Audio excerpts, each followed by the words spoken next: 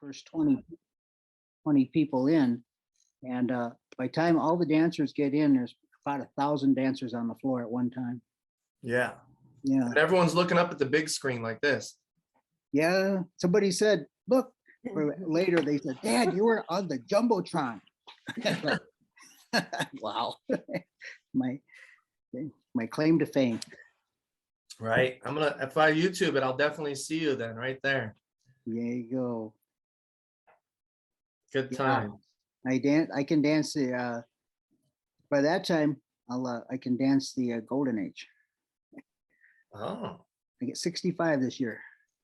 are you? All right. Congratulations. All right, everybody. It's so awesome to have you all here. And I hope that, with the door is open for more to come throughout the time.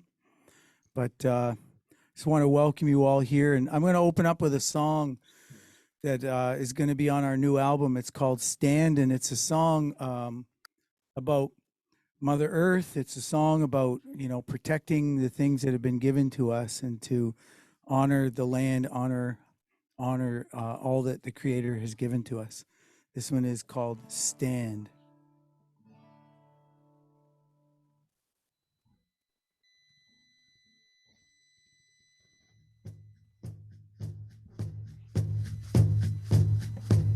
Yahweh, hi-yo, hey, Yahweh, hi-yo, yo, hey, hi-yo, yo, hey, hi-yo, hey.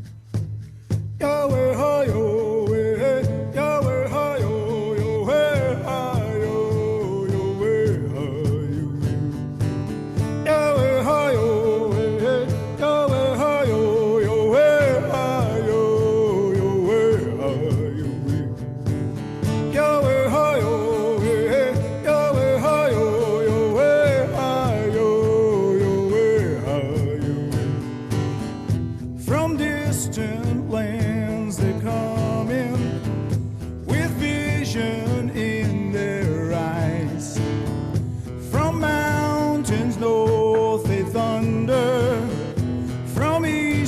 Sunday rise, they see the time is coming, they know the time is near to stand for tomorrow, for children, yours and mine, they rise.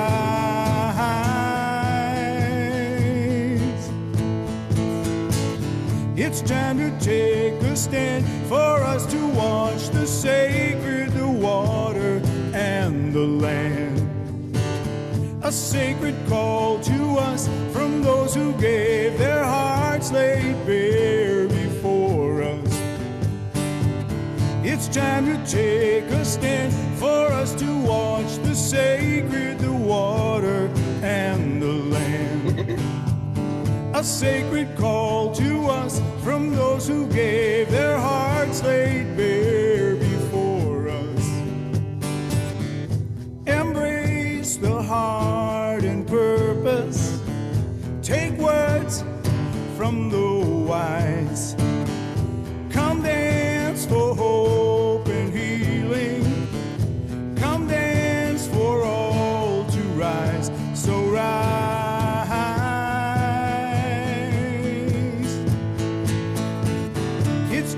Take a stand for us to watch the sacred, the water and the land. A sacred call to us from those who gave their hearts laid bare before us. It's time to take a stand for us to watch the sacred, the water and the land. A sacred call to us from those who gave their hearts laid bare before us. Yahweh, hi-yo, hey, Yahweh, hi-yo, yo, hey, hi-yo, yo, hey, hi-yo, hey. Yahweh, hi-yo, hey, Yahweh, hi-yo, yo, hey, hi-yo, yo, hey, hi-yo, hey. Stand. Stand.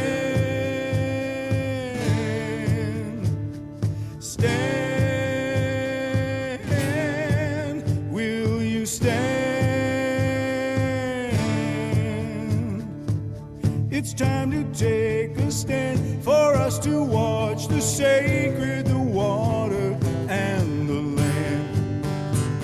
A sacred call to us from those who gave their hearts laid bare before us. Yahweh, hi-yo, eh, Yahweh, hi-yo, Yahweh, hi-yo, Yahweh, hi-yo, Yahweh, hi-yo, eh, Yahweh, hi-yo, Yahweh, hi-yo, Yahweh, hi-yo.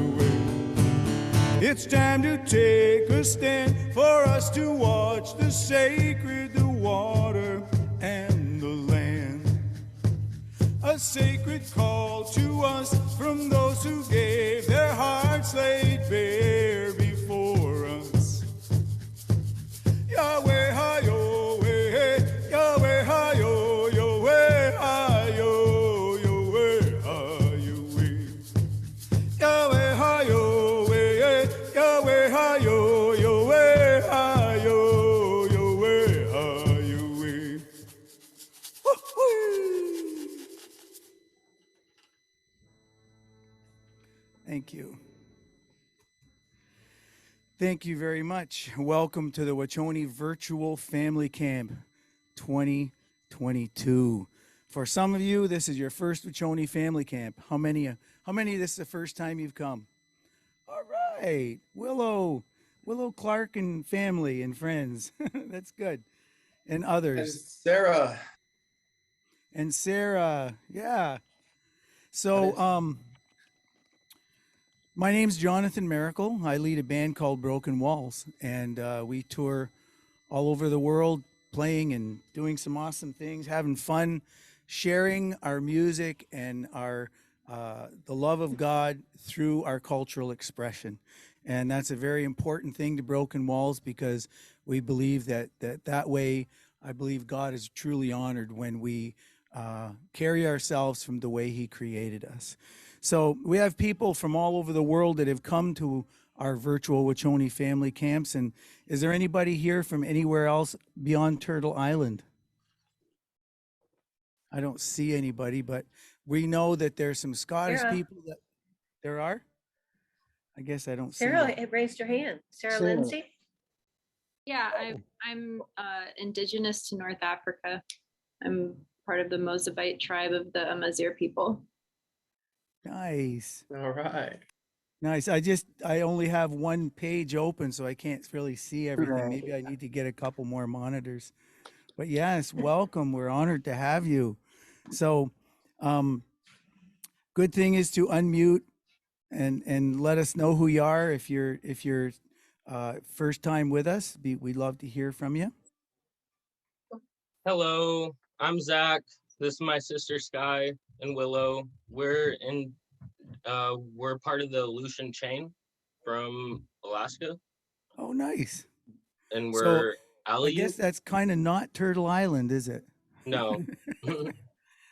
Yeah.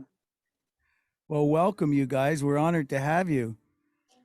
Hi, my name's David Hetty. My wife just had to step away. Her name's Hannah. We're calling in from Newburgh, and we know Alyssa Davis. Hi, Alyssa. And yeah, we've heard about you guys for a while. We're really excited to get engaged. Thanks for having us. Good. Well, we're honored to have you. Anybody else? My name is Gene Stevenson from Flagstaff, Arizona.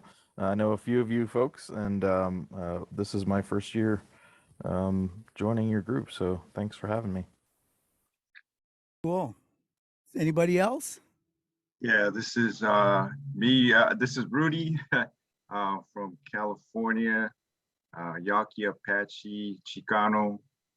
Just came by to check this out for the first time, and I love God and Jesus Christ, and I'm pretty proud of my indigenous culture as well.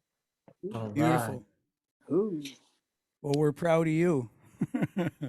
So, one thing, is there anybody else that has your first timer? Yes. Liz? Hi, I'm Amy, and my husband here is Tim. We're from Micronesia originally, but we're netting from Pasadena or Azusa, California. Nice. It's our first time in Zoom, but we've been to Turner with the family once or twice. And we're from All Nations Community Fellowship in Pasadena. Thank you. Nice. Pasadena. Nice. Welcome. Yeah, Woody on there, Woody J. I can't see the last name. I don't know if they can use their mic, but they said they're from England and they're a first timer in the chat. Woody Jen. Yeah, that'd be it. Nice. Nice. So they're a first timer in the chat. Anybody else? Yeah, I'd like to introduce my wife, Laurel. I've been here before, but this is her first time with us. Cool. Excellent. Well, so one thing that we like to do is get people to put what land you're on or what land you're from along with your name. And that way we all can relate to one another even better when we kind of have a feel of who we're talking to and where they're coming from. So if you hit your screen, your picture, and then go up into the top right there at the 3 dots, you can just rename your thing and just let us know where you're from. That when we look. We have another, Hope is also first timer. You want to unmute Hope and say hi?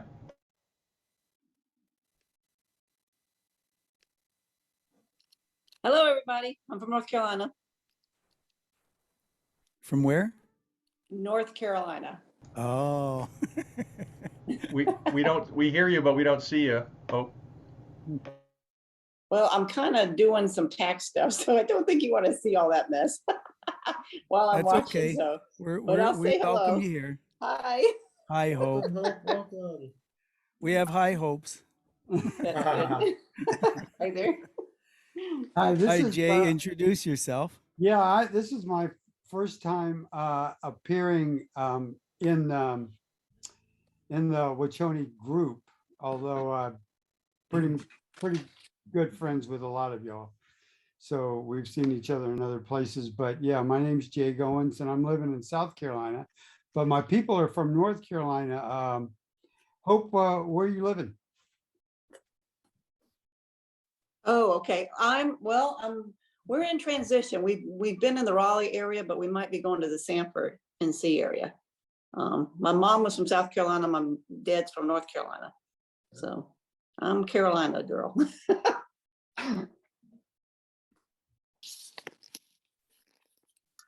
I'm kind of like Jay. I recognize a bunch of you, and I've heard of Wiconi for so long, but this is the first time I've made it to a Wiconi thing. I'm very, very surprised to hear that. That's really cool. I'm glad you're with us, Tim. It's great to have you, man. I'm going to carry on. I'm going to do an opening drum song, and this song is probably one of my signature songs. I would have done something else, but I kind of felt like just to bring everybody in and get us feeling it together. I'm going to do a song called "The River of Life," and we can all just come into the river of life right now, all of us, and just allow the Holy Spirit to just wash over us and give us enlightenment and help us to be able to embrace the good things that are coming today. Paul, I really like your background. That looks really nice. It's good. Hey, On, thanks, Kimber, Jonathan. okay? Yeah, I'm getting great reception out here from this cactus. I'm pretty sure it's a 5G cactus. So thanks, guys. If you want to sing along, feel free. Jonathan, we can't see you, buddy. We see your drum. You're gonna see me. Big unveil.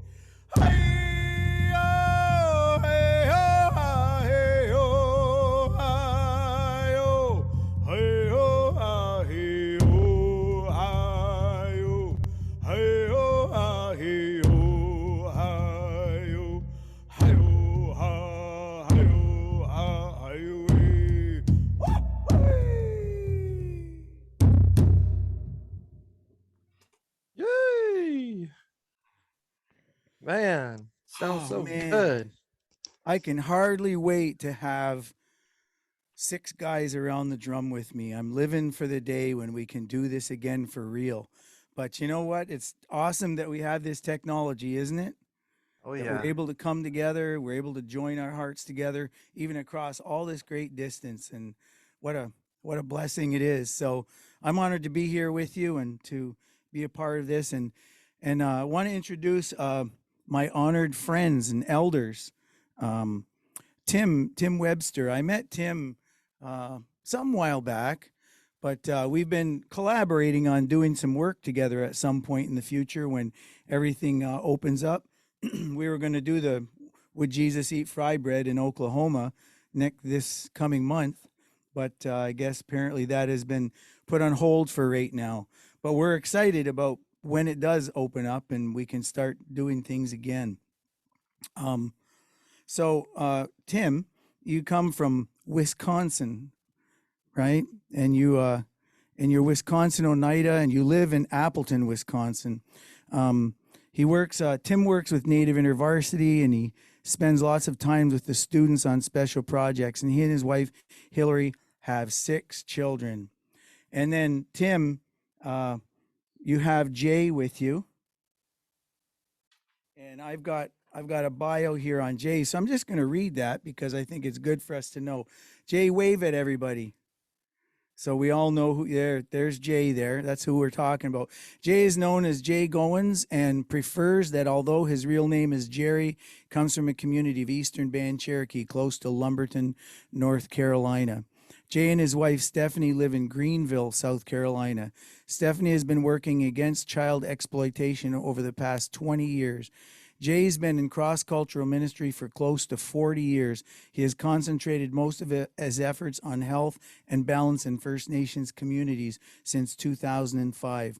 He has a very high regard for the values, standards, and customs and practices that First Nations traditionally used to establish peace and harmony in their communities.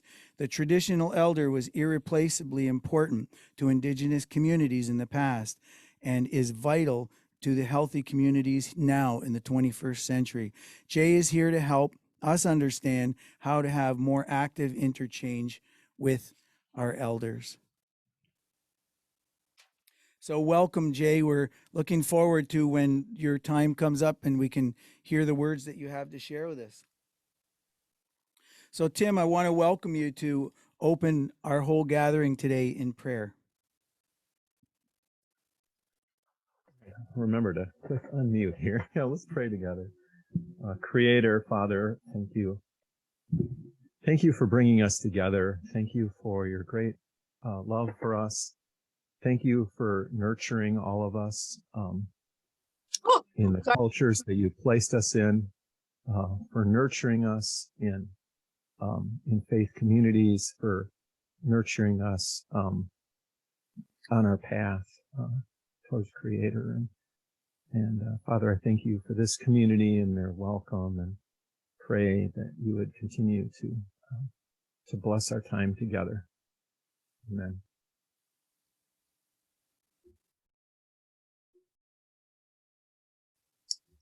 All right, Tim. Well, I'm going to open the floor to you now, and you can share your heart with everybody. And we look forward to hearing what you have to bring us. Yeah, thanks.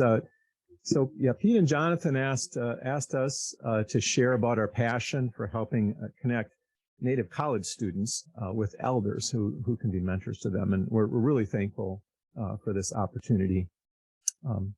So I'm going to back up a little bit. When I was young, I was a farmer of sorts. I was not always a willing farmer. My mom made me weed the garden, and my dad made me stack hay and pick rocks out of the fields and clean the barn, things like that. I wasn't too keen on all of that, but I loved my herd of sheep. I loved riding my horse. I loved growing things. I loved cultivating things, helping them grow. And I live in town now, but I've never really given up on that. I've been a dad and a campus minister for many years. I still cultivate. I help, but now I help young people grow. So it's easy to lose sight of where the word culture comes from. The point of a culture is to cultivate. a culture is for growing the young in the ways of their people. One often hears terms like mall culture or pop culture, et cetera. But many of these things they're not really culture at all. I think they're more like anti-culture. They sometimes help grow someone, but often they're an obstacle to growing our ways and our young. And they fragment us so that we're more likely maybe to obey or to buy something or whatever, I don't know. Now, as a college minister, I've long noticed that that students who develop significant relationships with older adults, they just do better. They do better spiritually. They do better in every respect. And for me, all of this really took on a deeper dimension when I started getting involved in Native ministry in InterVarsity a few years ago. Creator started showing me some things. One is simply really just the importance of our Native cultures, how important it is for all of us. And I mean, I know you all know that. And it started becoming much more important for me personally, and especially when I started connecting the dots to how lost and fragmented people are when culture isn't working in their lives, like the way it's supposed to. And the other thing that Creator started showing me is a way forward. I've been taking college students to conferences for years. There's a few campus ministers there, but they're not much older than the students, mostly. And maybe there's a speaker on the stage, but in general, in most campus, ministry conferences, there are very few elders that are involved in these conferences. But I noticed that it didn't work that way for events in Native InterVarsity. Native students wanted elders around. Now, they don't always know how to relate to them, and Jay's going to talk more about that. But there's something healthy in Native cultures that young people still honor and want to learn from elders. They want a relationship with elders. And I kept thinking, what a wonderful gift.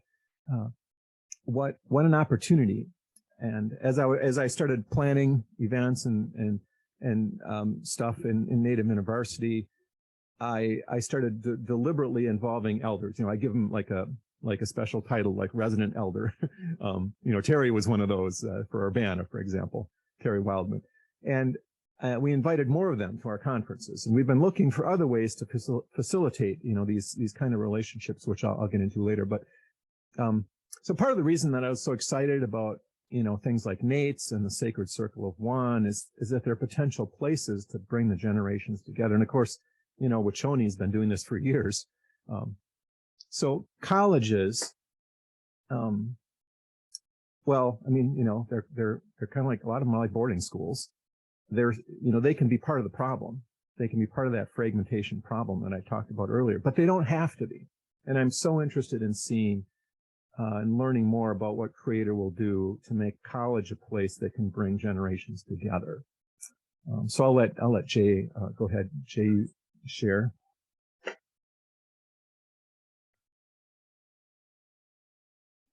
Yeah, okay, Tim. Thanks a lot. Yeah, I just want to talk a little bit about the relationship framework that our lives operate in nowadays. I think most of us agree that our relationships are very few of them are spontaneously initiated and effortlessly maintained.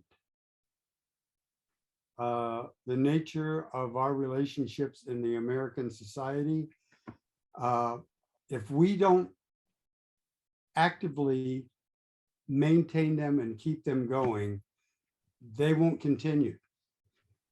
But the one-stop shopping model of the traditional indigenous community provided easy access to all the people and resources that we needed in our lives. We didn't have to make an appointment to learn how to get involved with flint napping or animal skinning and tanning, fry bread frying or beating, or even to have access to and spend time with our aunties and uncles, our cousins, parents, grandparents. All of our activities and all of our resources were there for us every single day. They were available to us in our communities traditionally. But now we have to be intentional in closing the distance in the relationships that are vital and important to us. So here's what I'm proposing, that this priority be elevated, that we intentionally make the effort and establish relationships with people, especially like elders, but people that we know are important in our lives, but it just doesn't naturally happen in the way that we normally live our lives. The aspect of character can be taught, but personal identity is developed by understandings that we gain by our living experience, by the experiences that we have in our life, and from stories. There's a mountain of spiritual significance that we can capture on respect, courage, honor, generosity. When we're being tutored by somebody who's already walked the path and already knows what are the best end results of those experiences. So there's one more thing that I want to mention before I turn it back over to Tim, and that is that it's not often instilled effectively in this relationship dynamic between young people and elder, the importance that the important service that the young render to the elder. I won't speak of that importance now, but I want you to know that the exchange rate between elder and younger is 50-50. It's not just what the elder has to give you in terms of wisdom or life insight. It's what you give back to the elder by being who you are in their life. So, so I'll just leave that with you and give it back over to Tim. Thanks, Jay.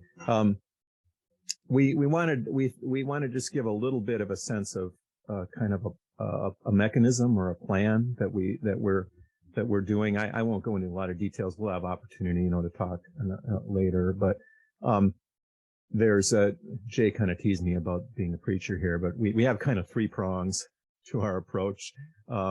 One is, well, when Jay and Renee Begay, who's a national director in Crew Nations, another campus ministry, when we started meeting, we realized that there were some the elders that we involved in the Would Jesus Eat Fry Bread conference didn't necessarily know each other very well. And so one of the prongs is we want to facilitate a community of elders. We'd like to be in a situation where elders who are interested in mentoring know each other, so they can kind of help each other and resource each other, so that's kind of one of the things we're interested in. Down the road, we hope to provide maybe some in-service or resources or things like that. But that's one thing. Another thing is that we would like, and this is the part that we've probably done the most of, we want to provide situations that bring elders and students together. Now, what we're ultimately hoping for is for personal relationships to develop. We're a young person and an elder. Maybe they get together on Zoom, or maybe they get together personally if they're close by, but they develop a personal relationship, and maybe they get together for a while, regularly or something. That's what we're ultimately after. But sometimes, the conferences we can put together situations to help bring people together, to kind of break the ice. And so that's what our second prong is. So conferences like Would Jesus Eat Fry Bread, for example. And then Then the third thing, I think, and this is kind of, I think, very natural and organic in the way relationships build, but we want to help connect, as Jay and Renee and some of our campus staff get to know elders and know students, then we can help facilitate connecting them. That's the third sort of third part of what we're working on. So, like I said, I'd love to hear, we're still sort of in an, relatively early stage about this. So I would love to learn from others about mentoring and what's worked for you. But that's sort of what's on our heart and how we're beginning to work on it.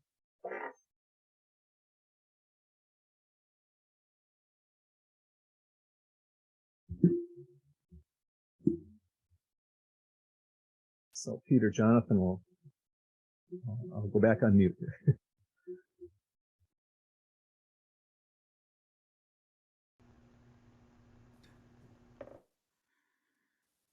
Well, I would love to hear some more. It sounded like you guys were just getting rolling, and we need to tell some stories. We need to have a story from Jay, perhaps. Maybe he's got a story about some of the stuff he's doing and stuff that he's seen take place. Building these relationships that's what this Wiconi family camp is all about, is us coming together, building relationships so that we can grow together and we can learn from one another.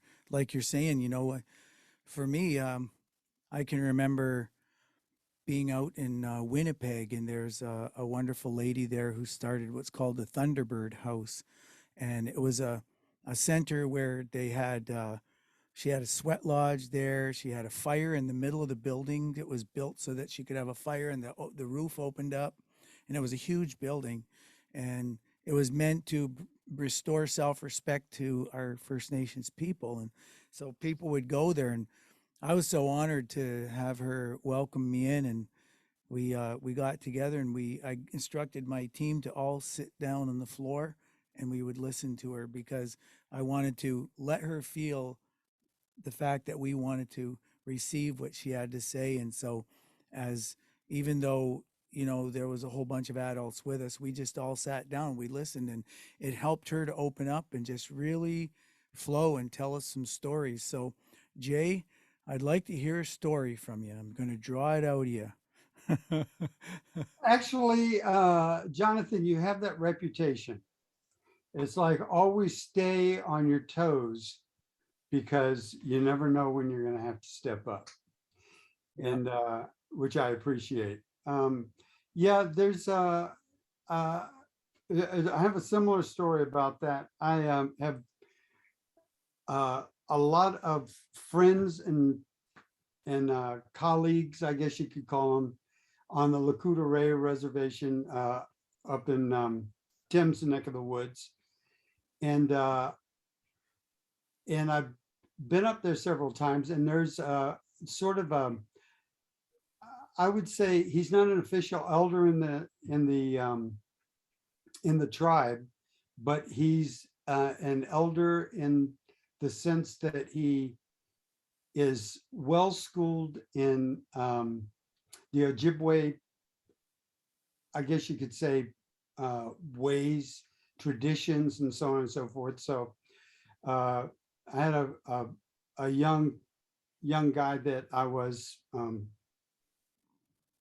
I wouldn't say exactly mentoring or eldering, but I hung out with him a lot. And he took me over to Bodie's house one time, because he and Bodie would hang out a lot, and Bodie would just talk stories to him and just share the basic Ojibwe worldview, standards, and values. And even though I was probably 15 years older than Bodie, he didn't bat an eye. He eldered right along, kind of like what you were talking about. It didn't really matter that he was talking to Billy, who was just a kid, and me, who was a lot older.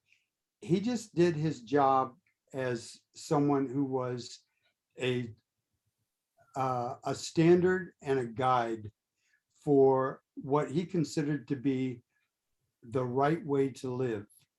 And the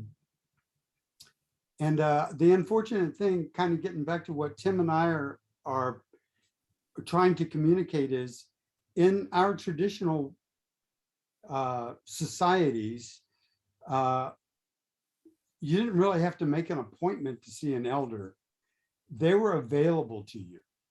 You just had to walk over to their, wherever they lived, to their house, or if they were doing something, you just walk over to them and you just start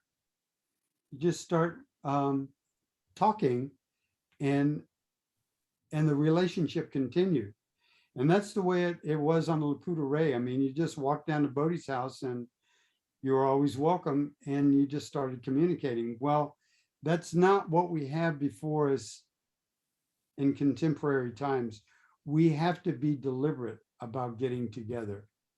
And that's what it's that's gonna take, not just effort to squeeze more into our schedules, but it's going to take the courage and the willingness to address the uncomfortability of creating relationship with people that you're not really that comfortable around, because it's not comfortable being around old people you don't know.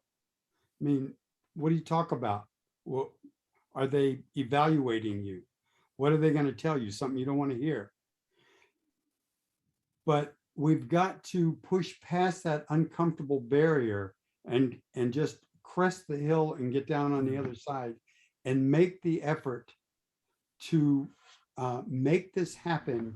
And then the benefits and the importance of those kinds of relationships, which we always took for granted, will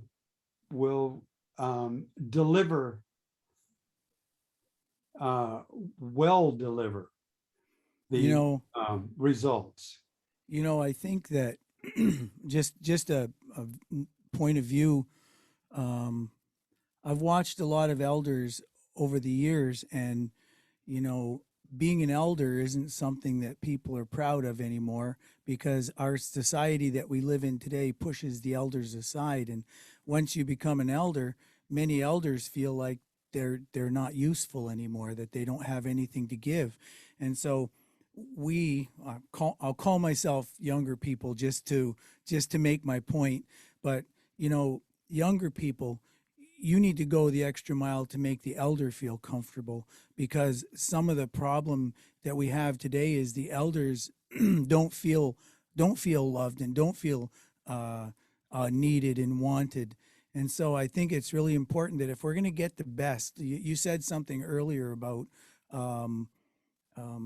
drawing on their experience, their life experience. They've already been down the path. And I think that it's really important for us to realize the treasure that is in that, in their hearts and in their lives, and to, work at building that relationship, because they've been shunned too. As a people group, elders have been shunned. And if we want to cultivate what they have in their lives to give to us, then we have to treat them with respect, and we have to do some things to build a relationship with them, and let them know that we want them to speak into our life. Do you agree with that? Yeah, absolutely. That's true. And Jonathan, you hit on something that I think that is something that we need to also be cognizant of, and that is that in America, or I should say North America, Turtle Island, and other developed nations, old people are fundamentally lonely because of what you said, Jonathan, and that is there's not an esteem for what they have to offer in society. It's not, you can't measure their productivity if it's not marketing. marketable. So they don't really have that. They just take up time and space. And so you've got to squeeze them in. And we don't get squeezed in. We get squeezed out because of just the basic values in this culture. Awesome. But we cannot, as caring people, let old people just sit lonely because we don't have time for them. That's right. That's the And- key right there. Yeah, and traditionally, that wasn't the case. I mean, we had all, our day was full of just being an elder because we were valued in so many different ways. Yeah. But now we're not valued in hardly any way, so we're just left alone. And if you realize that an older person needs extra effort to be put in their direction so that they're not just sitting around being lonely, Yeah. then it's up to you to respond to that. Yeah. Thank you very much for elaborating and giving us that extra story. I appreciate that because it's important for us to get to know our elders and to be able to sit at their feet and hear what they have to share with us. And, sometimes when we're listening to an elder, they may say something that isn't good. They may say something that's not good, and we can learn from that too, because they've lived their life and they're going to say what their experiences were, whether we agree with them or not. We're hearing it and we can grow from it. We can grow from those experiences. So, at the very end of the call today, we want anyone interested in being mentored or mentoring to join us in a breakout room to explore the subject a little further for a few minutes at the end of this gathering. So that's something that's going to be made available. So if you have some questions and stuff and you want to be mentored, then we're going to have a special room set aside at the end for you to go to that room and be able to chat with an elder or a couple elders. Next, I'd like to introduce to you Courtland Hopkins. And Courtland is a Sicangu, Oyate, Lakota, and was raised on the Rosebud Sioux Reservation. He lives in Durango, Colorado. Courtland has a keen interest in history, philosophy, and creativity, and has studied these topics at Fort Lewis College, his alma mater. He became a follower of Jesus and there joined InterVarsity staff after graduating. He's now co-area director of the Four Corners area with Native InterVarsity. We'll have some time to ask Courtland questions after he shares. So while he's talking, put your questions together and put them in the chat, and we're going to be following that, and then we'll bring those questions up because, it's really good. We're presenting these guys to you because they have things to share that are really good. So Courtland, on behalf of the Wiconi Family Camp, we welcome you as our main speaker today. Thank you, Jonathan, and thank you, Pete. For Pete just was on the phone calling me because he didn't see me here, and I figured that that shows that Pete would have been a good leader in the old times. He's making sure who's not here, and even if they are there. So he's doing better than Mary and Joseph, who, remember, they lost Jesus for 3 days. So just wanted to speak up, Pete, right there. Hello, my friends. Yes, my name is Courtland Hopkins. My father is James Raggingleaf. I'm glad to be here. I'm grateful. I greet you with a good heart and a virtual handshake. And just add on to that note is that, in a lot of ways, Zoom is a little bit colder than like in-person communication. But one of the things, the best example I think that I use as a metaphor is that it's like the letters. These are kind of like epistles. These are the letters, when during the pandemic, one of the only bright sides of it was that Terry and I, and all of our other team were able to finish the FNV, proofreading it through because we had the time. But I was reading it and I never felt closer to Paul when he said, "Satan has prevented me from seeing you, but I hope to see you soon." So, that's a lot of hope that I've had in that time. So just a little bit of word on that, the before and as it goes. Yeah, so I'm very grateful. This is actually my first also Wiconi gathering as well. And I didn't speak at the first part because other people are more interesting than me. A friend of mine who's Inupiaq up in Alaska. I know there's a few Alaska folks up here. I was given the name Inukpuknuk, which means talks too much. So in lieu of that, and figuring since I would have the floor later, I'd figure that I would just talk then. So as it goes, I was asked to just talk about, what's going on. What's the future? What is the future of, Native people following Jesus, specifically young people? Because I, like Tim, also work with young folks, cultivating. And I think I realized that when I was putting this together, putting just on what to say, what little bit of stories to share, is I realized that in a lot of ways, this journey that I'm on here with you, talking with you right now, is in a lot of ways who I was born to be. As I was reflecting on my own spiritual past and our complex spiritual history that we all share as Native people, or people that are adjacent to Native people, allies, friends, relatives, and all the like, that my family runs a spiritual gamut. Like, I just learned this Christmas that my grandmother, who was irreligious by all of our matters, was Catholic. And then her aunt was the Episcopalian who was absconded with the church funds. But also that side is also my primary Lakota traditional background on my mother's side. And my dad's side, my own father, who does do ministry work up in South Dakota, he was like, his family were very much of that old school evangelical tradition. So they very much, I always complicated tell people that, that they had a positive boarding school experience, primarily because their home lives were just so terrible, just full of poverty and difficult, and the Christians took them in.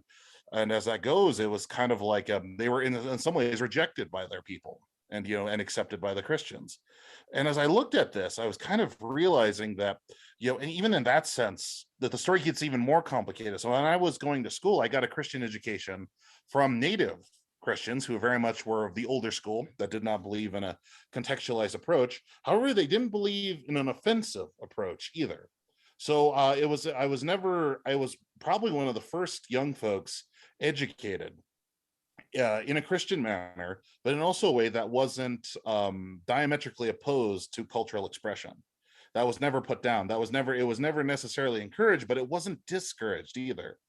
And as I was growing up, I was always curious. I was always curious about the intersection. Where did Jesus and the Sundance meet? Because my mom had friends who were in the Sundance. I experienced this, this ceremony.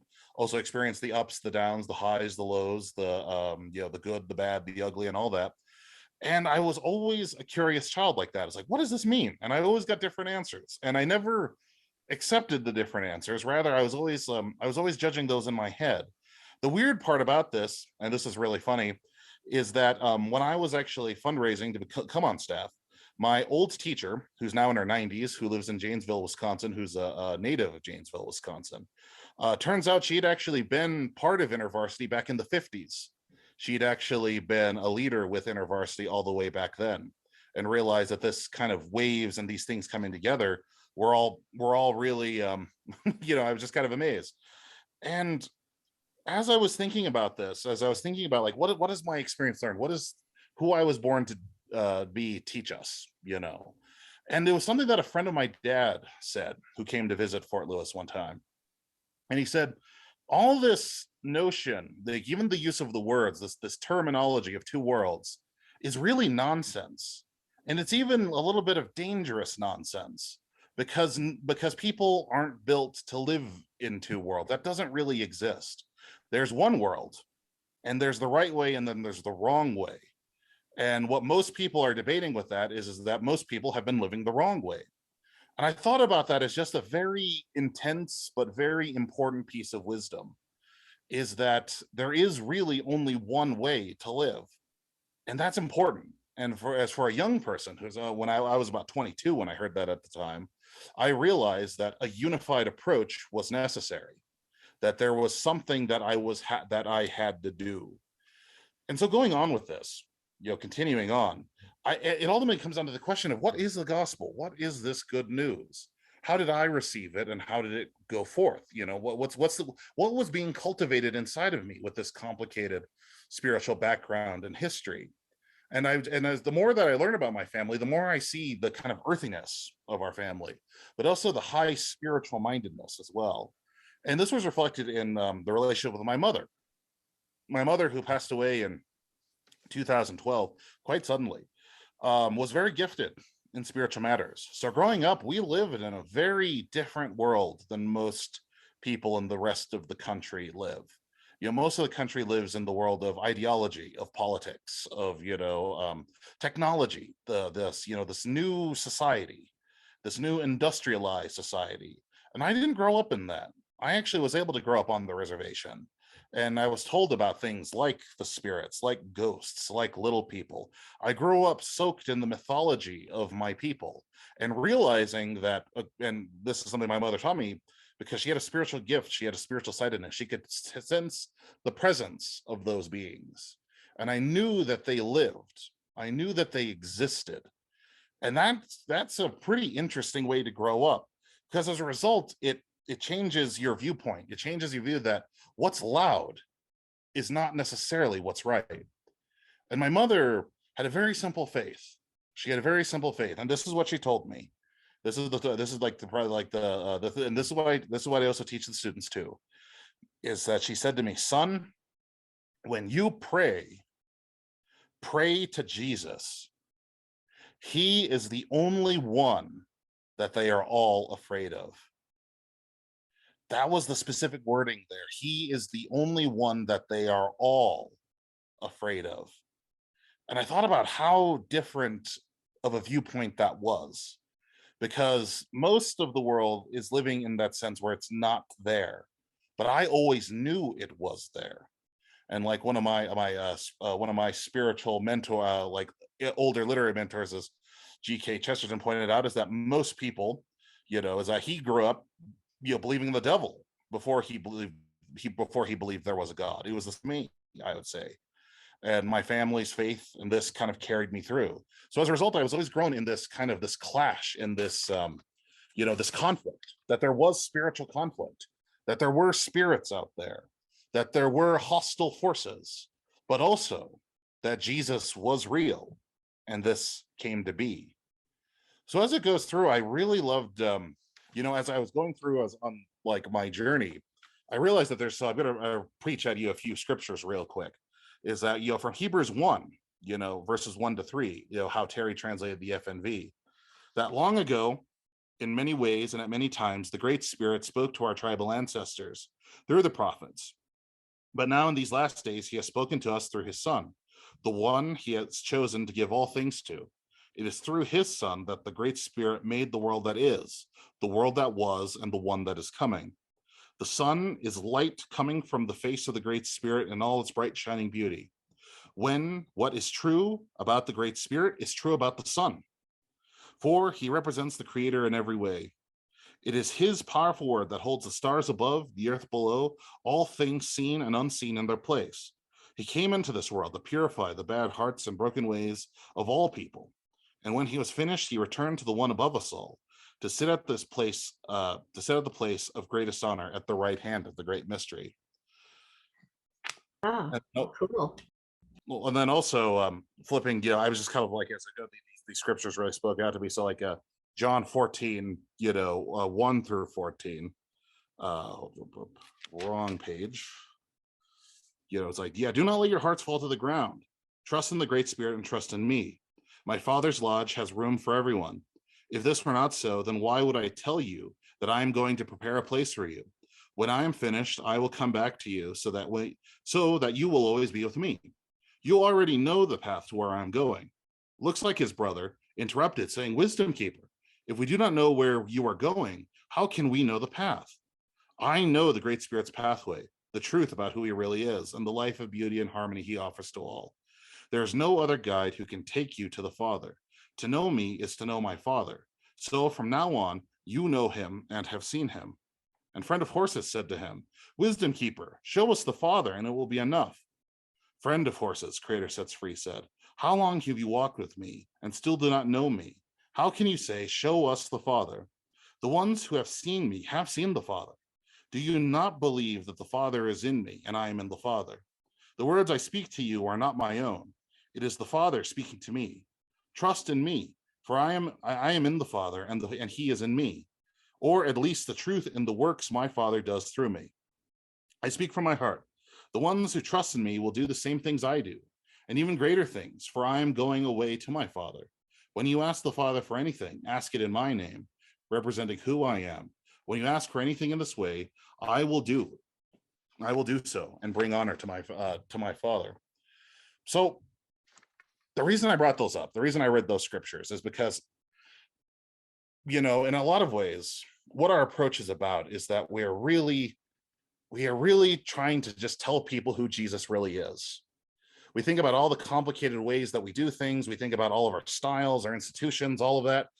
I mean, the fact that people still attend, churches, that are done in the old style, done in the non-contextualized way, and I'm often actually asked to preach at one of those. And the reason why is because Jesus is real. It's a very simple matter. It's a very simple proposition. And I read those scriptures in the First Nations version because one thing I've noticed is that it actually works now. Like scripture was working before, but it just took a lot longer. It took a long time. I read this and students will just blatantly tell me, it's like, I don't want to give Jesus my life. I don't want to follow him.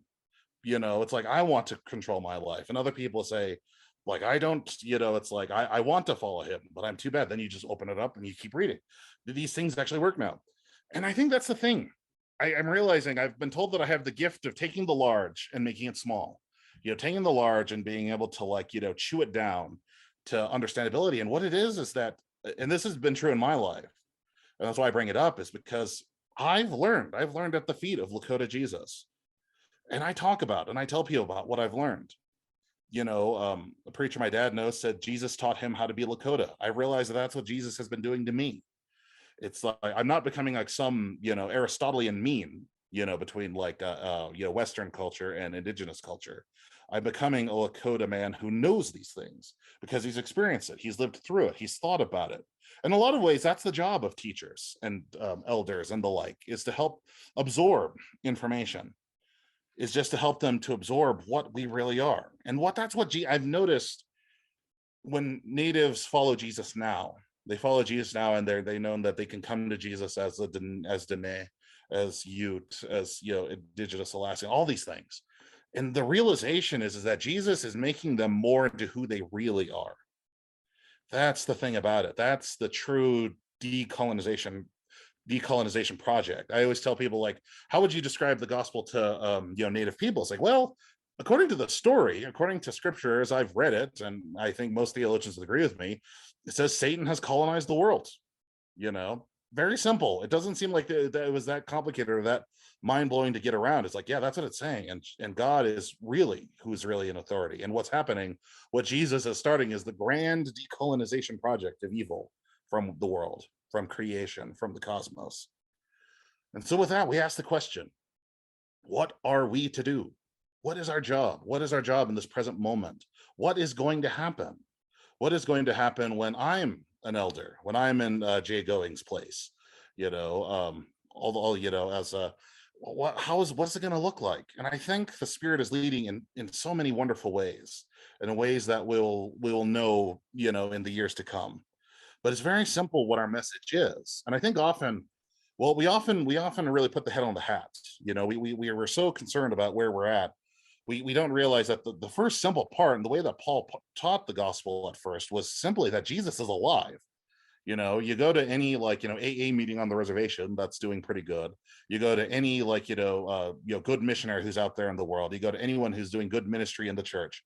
They know that that's the starting point. Jesus is alive, that Jesus lives, and he was returning soon. That's a pretty opening part. That changes the way that we think about things. And as it goes, I think what we're going to see is we're seeing the ministry being led by the Spirit again. We're going to see great changes, great turns, great miracles, great, wonderful, wonderful things happening. And it took a long time to get to this point. It took a while because we were just too interested in what we were doing. We were too interested in the institutions. We were too interested in the power. We were too interested in the politics. One of the most formational quotes I ever read, it was in the Catholic Daily Worker of all things. And it was a very short piece. It was probably 200 words. And it was talking about, it was honor of Doris Day. And it said, you have the option, as a Christian, you only have two options how to operate your life. You can do that with politics, and you can do that with mysticism. Politics will constantly disappoint you and probably destroy you because it's in the hands of people. But if you choose mysticism, you're choosing God. but you're choosing ways that people don't understand. You're choosing ways that people don't see. You're choosing ways that are entirely in the hands of Jesus, entirely in the hands of the Spirit, entirely in the hands of the Creator. And as it goes, as I figure what we're doing, as once again, I have to quote G.K. Chesterton again, is that what we're doing is we're breaking the conventions. We're breaking the conventions and we're keeping the commandments. Now we ask the question, what is the conventions? Well, why does the church building have to be square? Why do there have to be pews? Why does there have to be a male preacher in front? How come it isn't just the people talking, you know? How come like why can't we collect the money in like a blanket ceremony? As a Lakota man, I'm like, that makes sense, right? It's like, oh, we have a gathering, you know, people are here, someone has a need. You know, we should lay down a blanket and someone should sing a song and people come up and give their money, you know? How come we're not doing it that way? You know, how come we're not eating in homes? You know, as I think about it, it's like so much of what this plague has done is really helped us break the conventions. You know, we break the conventions, but what does it mean to keep the commandments? As far as I know, the commandments are pretty simple. I mean, there's 10 of them, but if we go to what Jesus said, you know, we have the 3, right? You know, to love Creator, you know, to love our neighbor as we love ourselves. It's pretty powerful. And that's the convention. You can do that in any way that you want. There's a lot of ground in there. There's a lot of movement. There's a lot of freedom in that. And that's what's happening, I would say. And it's happening in slow ways. It's happening in ways. I think we're going to start seeing, you know, kind of just these kind of wonderful like intersections, these wonderful intercrossings of processes that were happening. You know, when Lewis and Clark crossed the continent in 1803, it's so interesting to read their journals because there's all these Indians that they encounter. There's all of these people that they run into. You know, there's all these different there's people that they have no idea who they are. They're just watching them on the bluffs. There's people just seeing that. And I think that's the spiritual ground, what we're doing. In some ways, maybe the Wiconi, I mean, maybe that's not a good metaphor because it has the exploration part, but like the fact that we're on a boat, you know, we see all these different things. We see all these different directions that, you know, people are going and that people are doing. And I think that's really exciting. But we don't know what all that's going on yet. We don't have those relationships yet. We're building that as we were talking about the vetting process. We're coming into more contact and we're seeing what God is doing through other people. We're seeing how that is all coming together, how that is manifesting, how we're seeing that all come into place. And it's as we go is that we just have the very simple knowledge. We have the very simple knowledge in what is really going on, which we know that Jesus is the real deal, that there is something there, that there is some sort of movement, that there is something more than just the political world we see. And part of my own story is that my own faith is as I'm a recovering misanthropist. You know, I really generally growing up, and if you grow up on the reservation, you generally don't like people. You know, people are annoying. People get on your nerves. People waste your damn time. Even the people that you love hurt you. What's the point?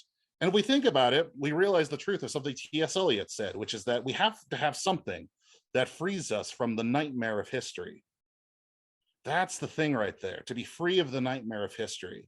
And T.S. Eliot was a Christian, and he felt that Jesus, if anything that he wrote, was that that's what Jesus is. Jesus is the answer. Jesus is the solution to the nightmare of history.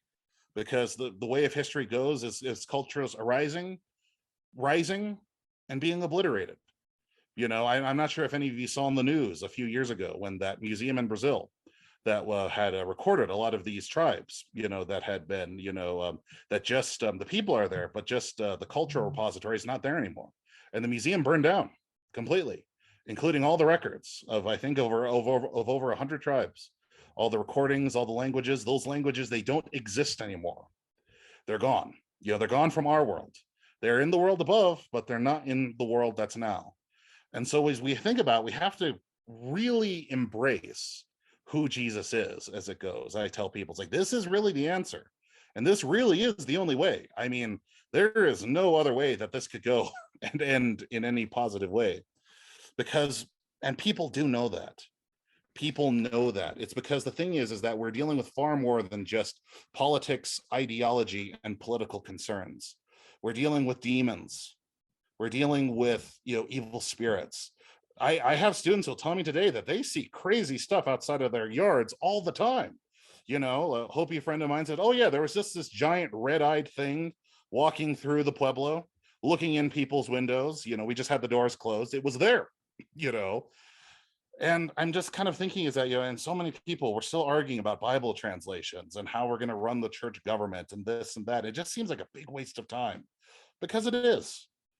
We have the story. We have the story of when the Creator walked among us. We have the story of what's going to change.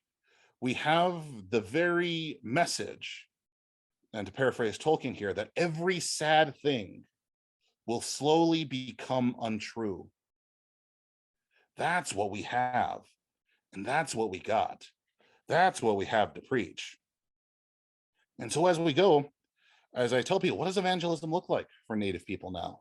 What does it look like as I go and I do this? I realize that it's my job simply to tell them that Jesus lives, that Creator sets free, has died, has been resurrected, and will come again. That's my invitation, and that's it. It's the simplest thing. They accept it or they don't. That's their honor to receive or also to reject.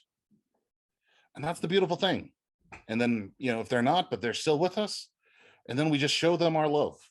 We show them who we are. We show them what we're really about. On my notes here, I wrote that it said preach, so I think I already did that. So with that, that's the way it is, my friends. Jesus lives.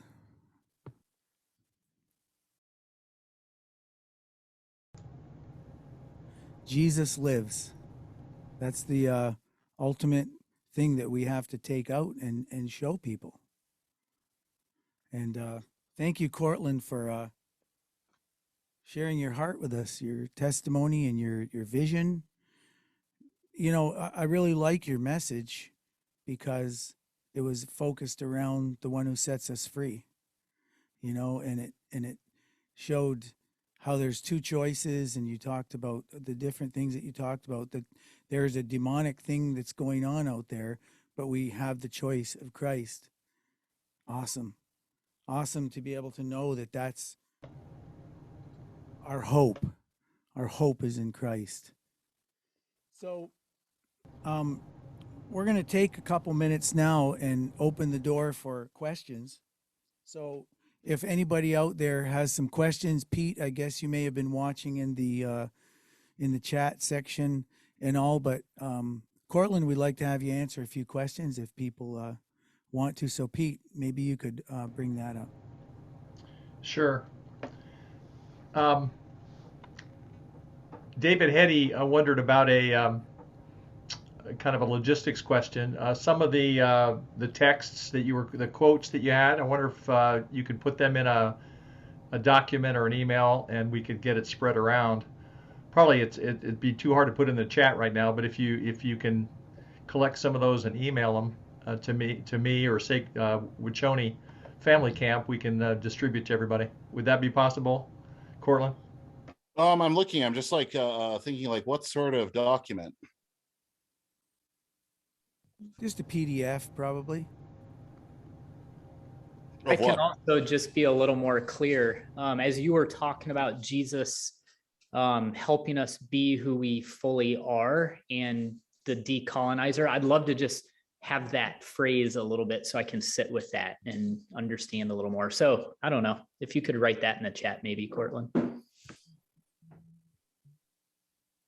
Just you might have to consult the recording on that one, because I actually didn't. I actually don't have any of that written down. My writing process is intensely outlined, so I know these things, but I don't have them. I don't have them physically written down. I only and that's just part of just my own style. So maybe if someone else who just has a good memory or has any skills as a typist, because I'm not very good at typing at all either. So fair enough. This is Pete. I just discovered the coolest thing, that if you have Word online, you can upload an audio file and it'll transcribe it word for word, and it does a super job. I will do that for Courtland's message, possibly the whole thing, but especially the quotes of others. and get that to everybody. Courtland, so I'd like to ask you a question. If you could just go a little deeper. I know for me, I believe I understood what you were saying. But when you talked about the two choices, that we have two choices, politics and mysticism, maybe you could just talk about that for a minute more. Oh yeah, no, for sure. I mean, that's kind of been my almost my own operating system for a while, because like, you know, because those phrases, like the English in a lot of ways is very imprecise. It's hilarious because there's so many more words in English, but the words aren't, their meanings aren't precise. Because I think like when he usually describes politics and what that article was saying, I had that saved, but I'd lost it. But I just spent so much time absorbed in it because I thought it was such a great thing. It's rather the mechanism of how, to clarify it, it's the mechanism of how you're going to deal with the world. It's how you're going to deal with the problems, the troubles, the trials, the tribulations of what comes with living in the world. You know, and political solutions, as it defined there, was the solutions that we can make, which is essentially politics. You know, I don't give off, you know, most people know me as very much as a mystic, as an intellectual, but I'm also very, very political. You know, growing up, I think that actually, weirdly, I think that actually came up from my misanthropic days, because very much I you know, like I was my mother very much encouraged me to read, so I was reading The Prince on the reservation. You know, I perused Mein Kampf on the reservation. You know, perused the Communist Manifesto, and you know, read the Federalist Papers, the Anti-Federalist Papers. You know, studied philosophy a lot. You know, so it's what we can do, right? Politics is defined as the art of the possible. And that's what we know. That's what we can see. That's what we can do. And that's not a bad thing at all. But it shouldn't be our primary focus and response, because the mysticism note, and it's important, this came from the Catholic Daily Worker, is that, well, how do we actually answer the problems of what people are doing? And the thing is, the challenge with like a purely political approach is that eventually people will become the enemy. People will become the source. If people are the source of your malice, the malice that you experience, then they also become the enemy and they need to be destroyed. That's, see, the thing about the mysticism response is that it comes from, you know, the base root mystery, but it essentially means the ways of the spirit, the ways of God. And when we think about that, you read Ephesians in a whole new light, where it says, we do not face the flesh. People are not our enemy, Paul says. It's the demons, it's the powers, it's principalities. In a lot of ways, it's what, and all the things that they also inspire.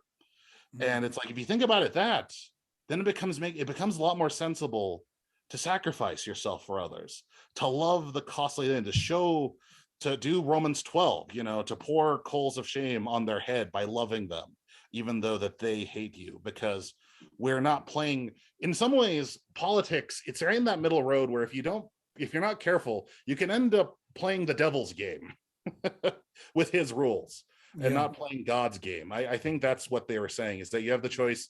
One is purely God's way, and definitely people can abuse that, and can, you know, we definitely know people can fake all that sort of stuff, you know, and bad medicine men and the like right there that I've encountered. But conversely, I think it's referring to that top, like, how do we always respond to each question first? And it's like, okay, this person is hurting me, oppressing me. Yes, that's true. But why? Then the first question is, well, because maybe they're demonized. Maybe they've been broken. You know, it's like the response to love our enemy first, rather than retaliating or saving ourselves. Right. I like that. That's good. So you said Satan colonized the world. Right. Yeah. And then your answer to that was Jesus will set us free. Mm-hmm. Yes. Like, I mean, that came to me in a moment of prayer. I was on campus and I was just talking to a student who had no Christian experience whatsoever. You know, he was one of these, he was just a little bit younger than me. So that's kind of that generation, right? So no one's being forcibly educated, or, you know, forcibly said, oh, this is what you're supposed to do, you know, to get, you know, what you need. So as a result, like, the first people that I was really encountering were people that had no experience whatsoever, you know, and he just said, Courtland, what's the point of this? Why do I need to talk? Why do I need to talk to Jesus? Why is he even important? And I just started telling him the story. I just started telling him the story of the Old Testament that was written down in the prologue of the FNB. But then I just said to him, what we learn from the temptation account in Luke, Satan says, yeah, I have authority over all these things. And everyone does like, spiritual calisthenics and loop de loops to try to explain how that's the thing. It's like, well, it's very easy. He's inhabiting it. It's like it's rebelled. So he's taking advantage of that rebellion. And in a lot of ways, that's the but I'd say he's colonized it. It's like he says that this is mine, but we all know that it's not really. It helps explain the scriptures where it says, creation is good. God saw that it was good, but he's an infection upon it. He's it's almost like a parasite. And it has to be decolonized. It has to be ripped out of the world, in order for everything to be made right again. Rudy has a great question related to that. Rudy, you want to ask your question? Unmute and ask. Oh, how's it going? Can you guys hear me? Yeah. Oh, yeah. So the question, I noticed that he said he studied philosophy. I studied philosophy as well, and I'm very interested in decolonial philosophy. Any native books on the topic, and what is his thoughts on Western philosophy? And I'm very interested in that perspective as Satan the colonizer. It makes a lot of sense there. Right. That's something I had in my back pocket for a while. In a lot of ways, the way that I would describe Western philosophy is that, well, we've really thought ourselves into a coma. And it's just happened is that, like, we've, because part of it is how does industrial civilization match with the way that humans have lived through most of our time? We think about, even from like scientific evidence that we have, that means that humans have lived in tribal societies, in clan-based societies and clan-based communities, probably of no more than 150 people, part of larger network nations, is that 99% of our history has been spent in tribal times. So we live in a tribal way. One of my favorite books about that intersection of that is a book called Tribe by Sebastian Junger. He is a war correspondent in Afghanistan and Sarajevo. And it's just really interesting to read his like secular perspective on like, humans kind of need tribal societies. We need to live as a tribe. In some ways, I would say a lot of Western philosophy is trying to fix the problems that have happened since we've lost tribes. Like, how do we actually gain individual stature, right? Like, Nietzsche's the best example of this, because Nietzsche most of the time just spends the time talking like, is it okay to actually want things? A tribal man would have just said Nietzsche is like, he just needs to get to work, which is probably the case right there. But you think about all the misery, all the craziness that his philosophy has unleashed on us. It's because essentially you have a man who's German, who lived in a very, very orderly German world, telling people to do whatever they want to do. And that in essence makes them strong. However, that's something that like native people would find absolute insanity, because it makes no sense. None of us live on our own. None of us live in an alone space. So a lot of Western philosophy, its great weakness is that it's intense and unending focus on the individual. And yet we wonder why society is so lonely, why the philosophers are so lonely. I mean, like, none of our philosophers seem happy. No one seems to be having a good time in philosophy. That's part of the joke about what it is to be a philosopher. And it's like, that's always been the sense, so it's like, it's one of those senses where, going back to what, Jay Goins, what he said, is that, and this is just probably a way to put it, I think we have to think about, okay, so we made philosophers professionals, they do our thinking for us. However, we think about the tribe, every old timer is a philosopher. Yep. The philosophy belongs to the community. It's not a specialized class. It's not a weird voodoo thing that, exists that is like, for the socially maladjusted to do. It's for, it's for the tribe. It's for the people. It's, philosophy. If you think about the etymology of the word, it means lovers of wisdom. You don't find much wisdom in Western philosophy these days. Taking notes. That's why I have the little silence there. So I'm wondering if David and Hannah Hetty there has a question, because he's the one who kind of got us going with, hey, can you send us your notes? But maybe there's a question that he's got in there. Or is there another question? No, Thank you. That was just beautiful. And we're just letting it all sink in. Thank you. Yeah. I have like a next step question. Because this all of the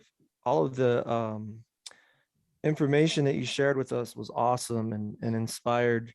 And so my question then is, now that we know these things or someone discovers these things, what's the next move in interacting with those who have not and are still kind of searching? You know what I mean? Like, how do you approach people in that way, Courtland? Or I hope that makes sense. I think prayer is the first step. It seems reductive, right? Where people like Roy says, "Oh, just pray." It's like, well, people forget what prayer is, and I think diving into the prayer disciplines is really, really important, because we need to hear from Creator. We need to hear, because He is the only one who knows what's really going on with people. And I've realized that quite a few people aren't really opposed to what we do. I don't even think that the people who are not on board with contextualization are against with what we do. The problem is it's really hard to make us understood to each other, like you were saying. I think it's something that the Spirit has to do. I think so much in Western Christianity in the 90s, it was so much from the apologetic approach, right? Like, we have to have the answer. We have to be able to answer them when they ask us these hard questions. And I actually kind of think we don't. I think we eventually have to answer it, but it's a much better and humble say, I haven't thought about that. Would you let me please, consult with people and ask about that question? People more wise like myself, like Jay Goins, we think about that, right? Like there's these things where we realize where we need elderhood, right? Where we need the community to people in it, right? Because it just takes time. Relationships, this is the reason why I think I became a Christian, why God really called me in, right? Because it was like, it's so easy just to just to push off everyone and just like, oh, I don't care what they think, it's like, but it's a sense of like, okay, Jesus has commanded me to make them understand. It's like, oh, but the way he has it, it's like not to convert them to our conventions, right? But to get them to obey the commandments.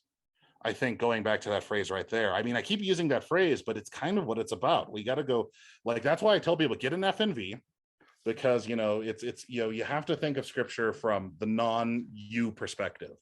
Like, think about it from the non-you perspective. And because of how I grew up, I got to experience that. I got to experience from the non-native perspective. And now with the native perspective, we're running.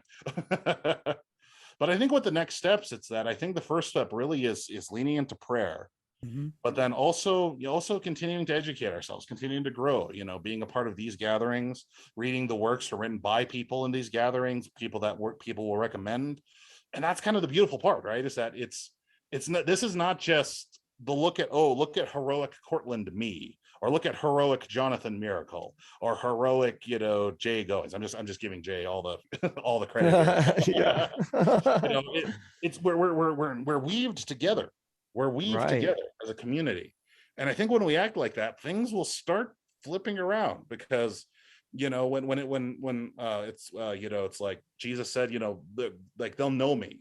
They'll know me by how they love. And if we love indigenous people in an indigenous way, people will notice that. It actually scares people. It's like, you see, like when people we're very hesitant to come to Jesus, because it's like, like that's something that's too good for me. Most people aren't arrogant. I realize most people are just terrified. Right. That's a good point.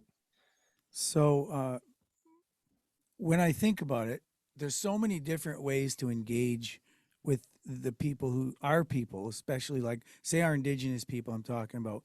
There's so many ways that we can engage with them and bring Jesus to them. But each one of us can come up with our own personal flavor and how we do that, the best way we can translate it. And I know Paul is a powwow dancer, and he's a good dancer, and his regalia is beautiful.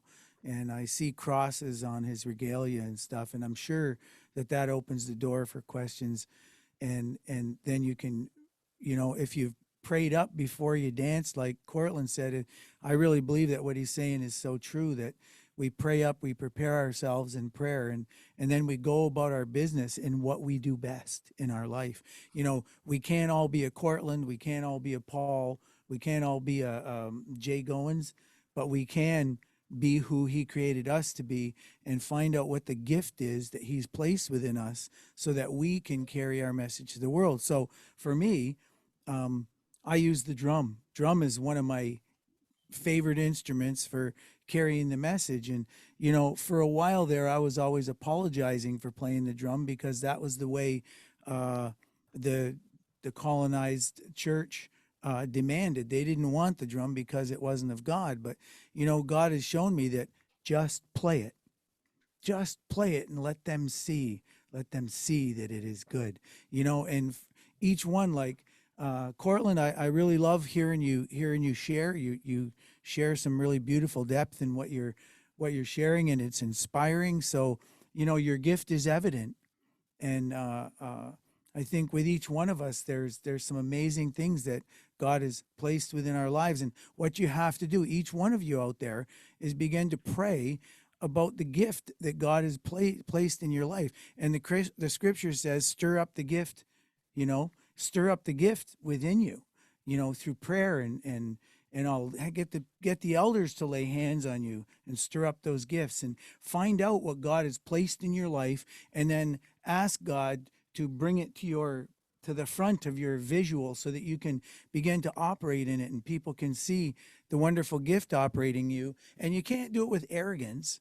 You have to do it with humility, and you have to do it with love for those people. And as you do, you're going to see things change. So we're going to go on to the next phase of what we're doing. I don't want to cut anybody off, but at the end, Paul, I'll let you go. I'll let you say, but at the end, we're still going to have another room, and we're going to be able to talk a little bit more if we want to at the end. So we have a video coming up, and this is kind of like, you know, I really felt a need to write a song about using the drum as an important part of the call of our people back to who God's created them to be. And so the next part is a video of this new song, and it's the title album for the next Broken Walls album called The Call of the Drum.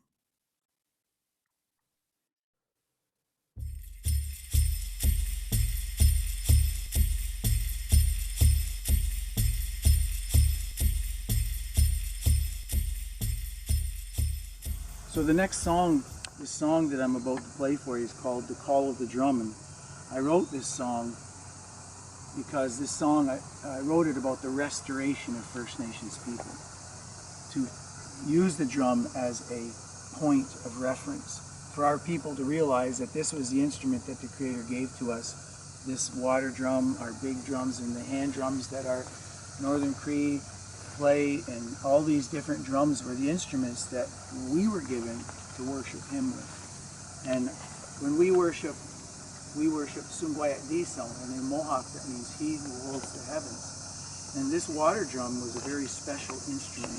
So I'm going to use this as an opening for this song to honor our Mohawk people and this beautiful instrument. And then next, I'm going to go to our big drum. Now you notice that I have a covering on this. This covering is the flag of the Iroquois Confederacy, and that's the Tree of Peace. And so I take this cover off the drum. And why cover the drum? Because the drum is considered a sacred item to our First Nations people. And we always keep it covered when it's not in use. And so to be honorable to our people, that's what I always do, because my heart is to see all people be able to worship our Creator through the use of this beautiful instrument. So this drum I made out of buffalo hide many years ago when I was adopted into the Lakota Nation. My name given to me then was Chante Howakan Italoan. It means he sings with a sacred voice from his heart. And so this drum I've adopted because I can play to so many people when I play this drum. And so as I do this next song, it's a song talking about the restoration as we prophetically sing this song for the restoration of our people to come home, for our children to be whole and healthy, and for our families to be vibrant in our communities.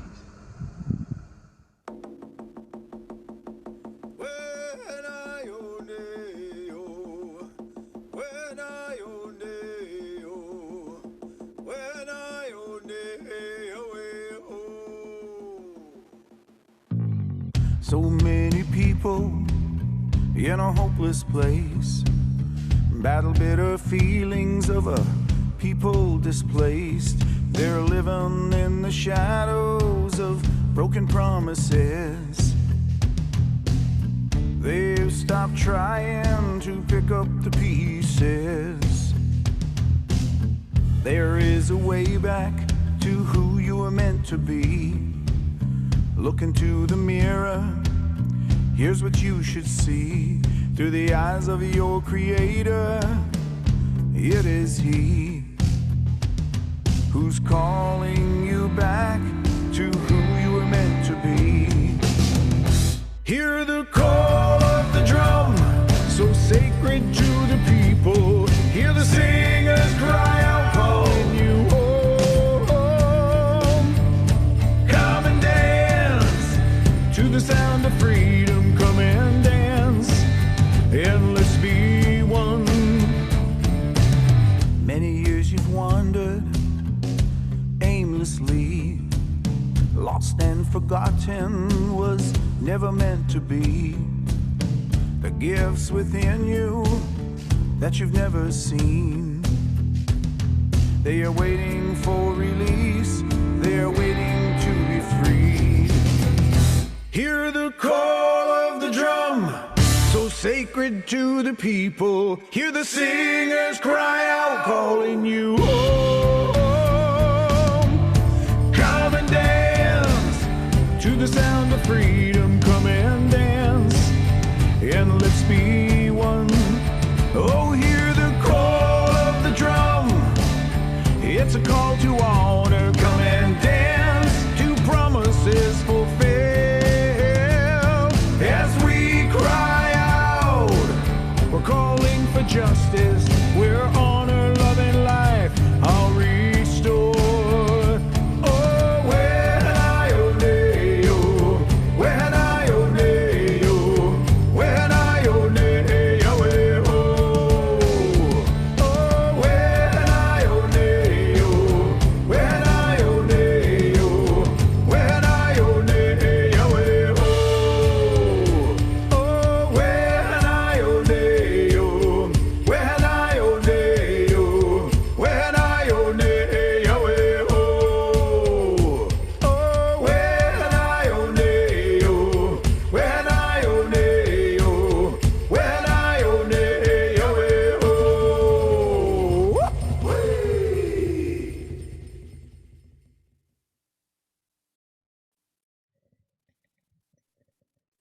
Oh man, that was good. So, all right. So the next part that we're going into is the breakaway rooms. So I want everybody to just hang on a second. I'm going to turn it over to Pete, and Pete is going to set that up for us. Do you want to describe the talking circles first, Jonathan? Sure. So, okay, so each group is going to have a designated facilitator to help the process along. The talking circle is a ceremony. It is a space to be heard for healing. It is a space that centers on Indigenous values. An important value is letting elders speak first, not interrupting them, allowing elders to give us guidance. In your group, just imagine that you're sitting in a circle and that an eagle feather or talking stick is being passed around to each person in turn. When it's your turn, talk. Speak what's on your heart. You also have the freedom not to share, only share what you're comfortable sharing. And that could be a reflection on what Tim Webster, Jay Goins, or Courtland Hopkins had to share with us just now. You could also share on how you're doing today, or what's going on in your family, or what your feelings are and what you're experiencing with what's happened so far today. You could even tell a story or a joke. I mean, there's no prerequisite on what you do when you're in there. When you have the feather or you have the talking stick, you share your heart for a few minutes. Don't forget, we'll only have about 30 minutes together. So watch how long you talk, kind of, maybe give yourself 5 minutes so that the next person can have their time. And while another person is speaking, make sure you take time to understand what they're sharing. Try your best to understand them, because some really great things can happen in a talking circle when you're in like a sweat lodge. It's pretty amazing how when you're in that kind of a situation, as you listen to one another, it can open the door for relationship after. When you finish, you may want to talk to another person. So we will have rooms at the end for that to happen if there's somebody that you'd like to share with. So don't forget, we need to have fun with this. Humor is good medicine and part of building a family, being able to laugh and to cry together. So that's what we're going to do, is go listen to one another. So we'll now go into the talking circles, and I think Pete has some instructions for us. Okay, so in a second, we'll automatically go in. You don't have to do anything. There's a designated facilitator in each room, so you won't have to choose one. We'll have about 30 minutes. And at the end, you'll get transported back to, in a mystical way, back to the main room. Is that like Star Trek? Like Star Trek, yeah. I was trying to figure out, beam me up, Scotty, or whatever they called it. If you registered late this morning, you'll need for me to manually assign you, so give me a second. Okay, so we're gonna, here we go, into the breakout rooms. In 1 second here. Prepare for transportation. Prepare for transport. Good one. Oh, by the way, the breakout rooms are based on how many the people that registered, and there's about 15 people that didn't show up. So it may be a little, you might have a smaller group than I intended, but it'll work. There, Pete. Yeah. Welcome back, everybody. It's good to be back. It was a good group.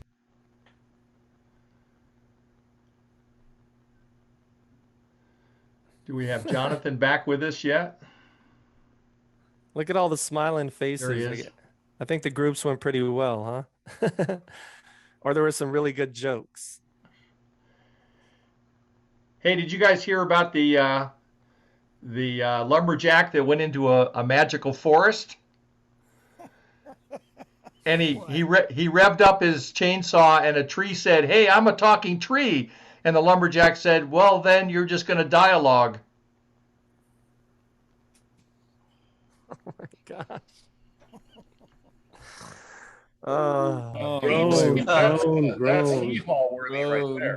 Wow. Casey had a good joke on Facebook, but I can't remember what it was. I got a good quick one. I might have told you guys before, but why did the white men go to the moon? Oh, yeah. They heard Indians had land up there.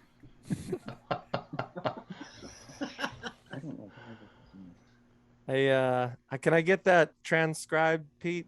That joke, I'm gonna need to dive in deeper into that. You got to unpack it as people are talking about it. these days. Pete, are you sure you didn't get that from Brian Brightcloud? Oh, I got it from my daughter, and that's our family. Our family humor is punning. Brian has some jokes that are really on the edge. Yeah. You ever heard the one he tells about the blind man? Oh, I won't tell him that one. No, Brian goes off the cliff. Yeah, The he conversation does. is deteriorating here. Okay, so your talking circles. How did it go? Anybody want to share for a moment about your talking circle?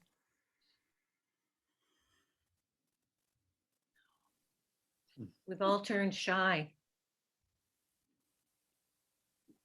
Wow, come on, Well, come on. my circle talked about anger, and this is something we're all dealing with because we're so polarized politically, and COVID, all these things are coming up, and it's very easy to let your emotions take over. And we realize prayer is the answer, prayer first, and that Jesus commanded us to love one another. That's the first priority. It isn't a question of, well, they have to agree with me. I'm right, you're wrong. It's more of, hey, are we into prayer? are we really being committed to Christ? Are we doing what he asked us to do? Are we loving our enemies? Even if, are they really our enemies? Are they really our enemies, or are they just people that have different opinions? And we have to learn to love them first and not worry about all the differences in our opinions. And a lot of times when we get upset is to do with our own inner feelings. Have they touched something that's wounded in us? Is it that God reveals this so that we can be healed from something that he wants out of our lives so that we can become more Christ-like? That was Man. good. Mm-hmm. Yeah. Well, that's a good word, and just also just sharing in ours, going back to Jay Goings. I'm just talking all Jay Goings today. Yeah. And I always think of the thing: is His Jay coming publicist. or is he going? Like that's a pun on. But I was thinking about Barb. She just shared a lot of her own story, and a lot of what God has done for her, and I was just kind of realizing, often there's usually not that opportunity for that. So I was just honored by her telling me her story and what Creator Sets Free Jesus had done for her. And I thought, that's what a wonderful application. We're already doing it. And a lot we just need to hear, and that's what I needed to hear today. I just needed to hear today that this is something that, it gets me out of my own head. It's beyond me.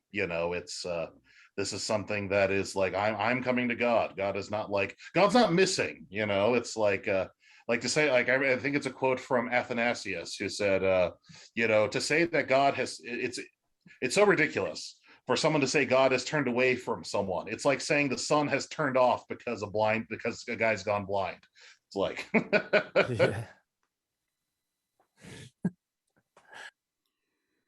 I think your sharing today, Courtland, was really you inspired and gave people lots to think about, and just want to thank you for bringing your heart and your words and speaking many words. It was good. Well, thank you. I've been honored, and I have plenty more words, Jonathan. So I know you do.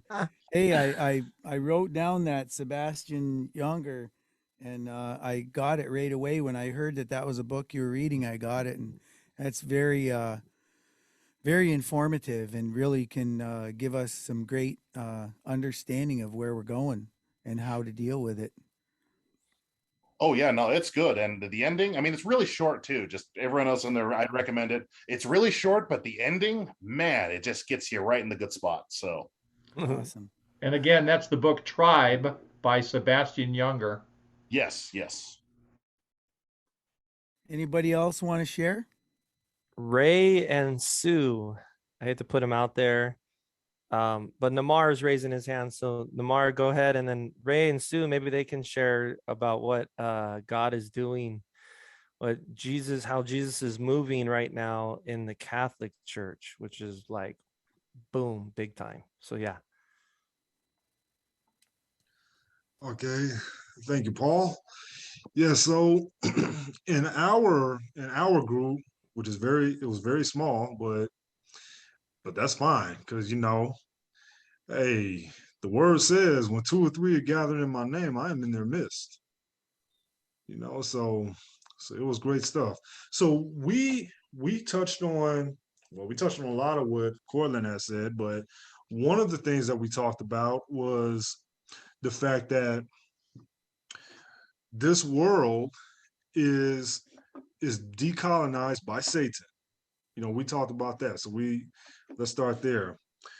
Why is the world having so much trouble right now? Why is there such disease, and why is there this pandemic, this plague, as I like to think of it, because this pandemic reminds me of a plague. So why is this happening in this world? Well, who is walking the realms of this world? Who is colonizing this world? And it is Satan. And why is this world in these end times? These end times. Why is it going to perish? It is because it is being colonized by Satan. So this world is coming to an end. This world is doomed, just as Satan, the colonizer of this world, is doomed.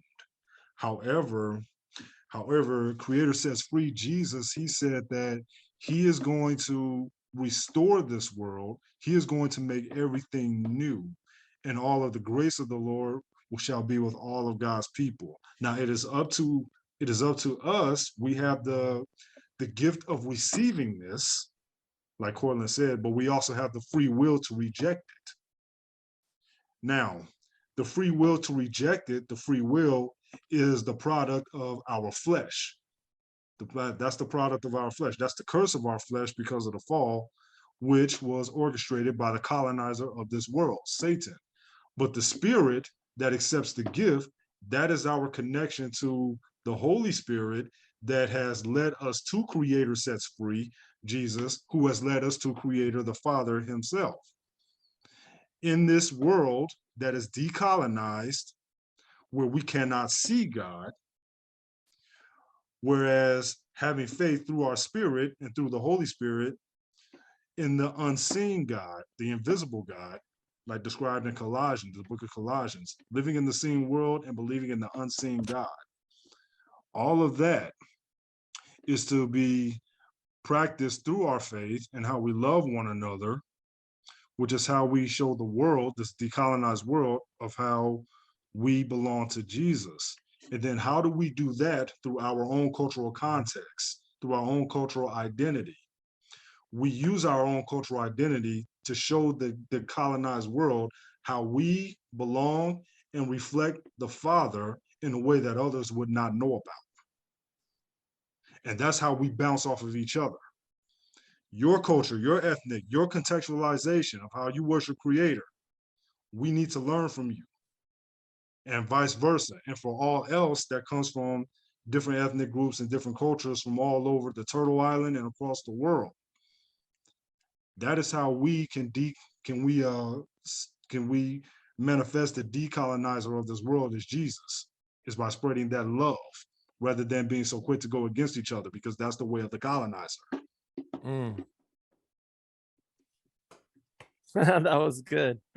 That was good, guys. Man, we just told jokes the whole time. No.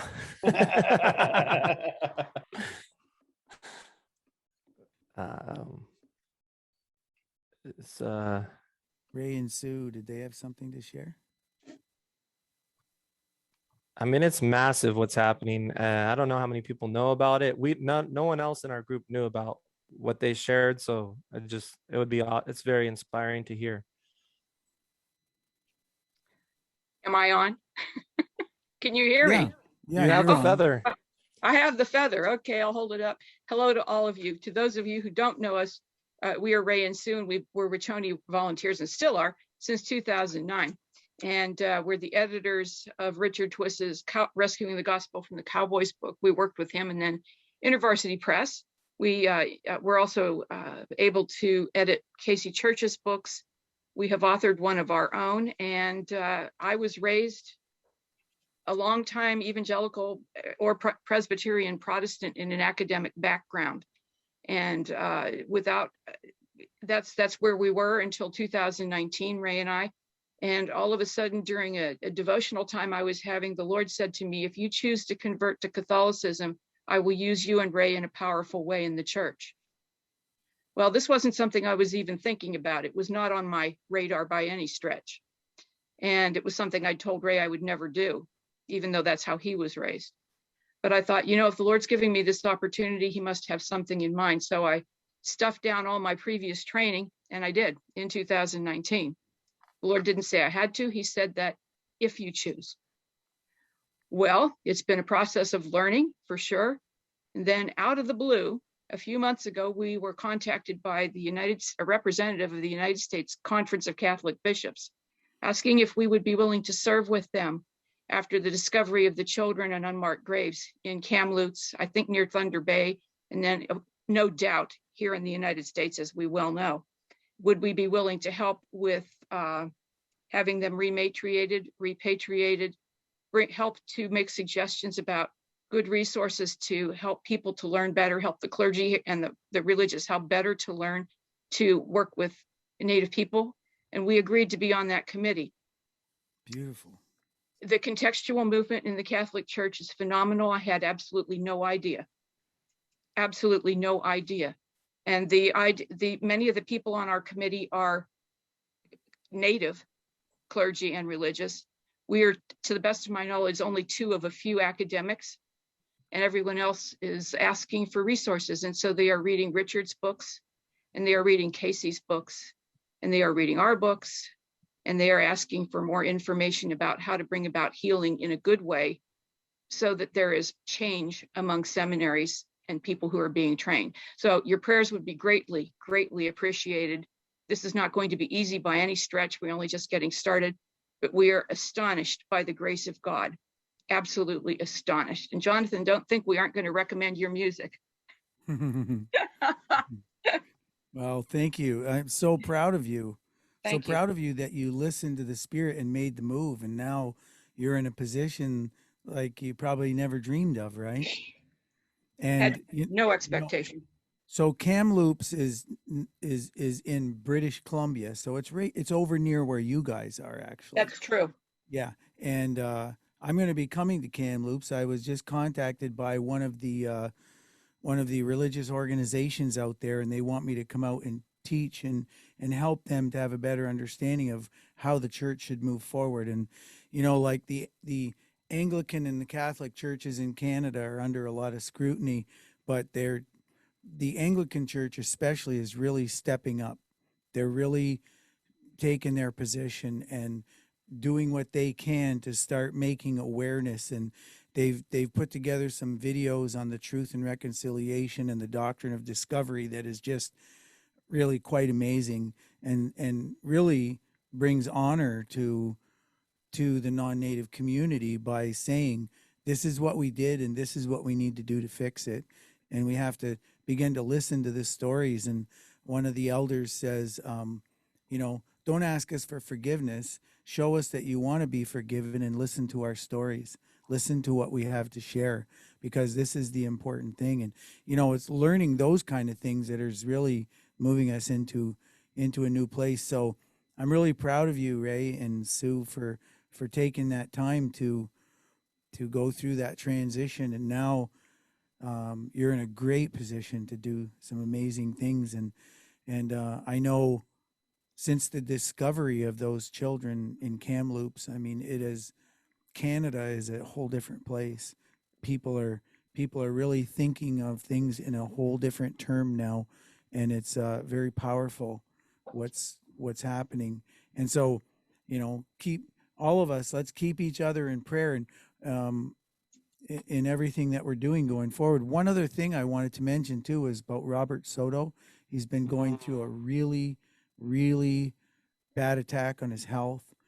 His leg got infected and it went septic, and he's, you know, really needing our prayers. And so I really want to encourage you guys in your personal prayer time. Remember Robert, because he's been a faithful warrior for many, many years. Before other people even thought of doing this stuff, he was out there doing it. And he's laid some great trails out there, and he has a lot of people who love him. So let's see if we can see him restored and doing his thing again. And let's keep him up in prayer. Amen. I'm going to do a song for you guys right now. This will be probably one of my last songs for the night.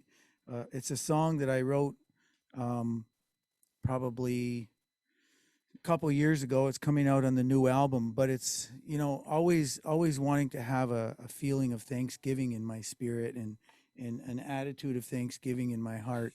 And so I call this song I Thank You, Gade Noronta in Mohawk.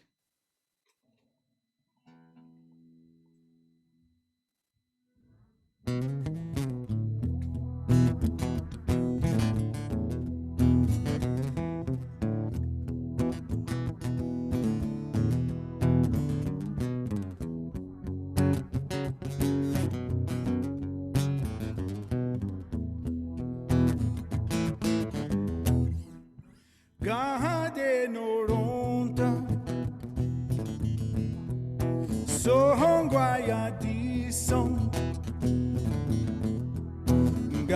Gahade no ronta.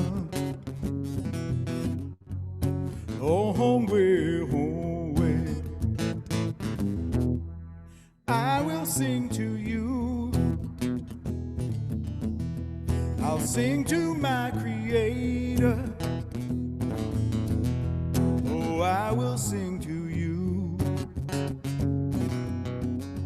I'll sing to you, His people. After all the wandering, after all of the strife, I found you've given me. You have given to me life. So into the circle I enter as I'm singing, singing songs all about your love, giving thanks for your healing. Hoo-ya, hoo-ya, hoo-ya, hoo-ya, hoo-ya, hoo-ya, hoo-ya. Gahade no ronta, Songwaya di song. Gahade no ronta, oh hongwe hongwe. After all the wandering, after all of the strife, I've found you've given me. You have given to me life. So into the circle I enter as I'm singing, songs all about your love, giving thanks for your healing. Gahade no ronta, Songwaya di song. Gahade no ronta, oh hongwe hongwe, hoya hoya hoya hoya hoya hoya hoya hoya hoya.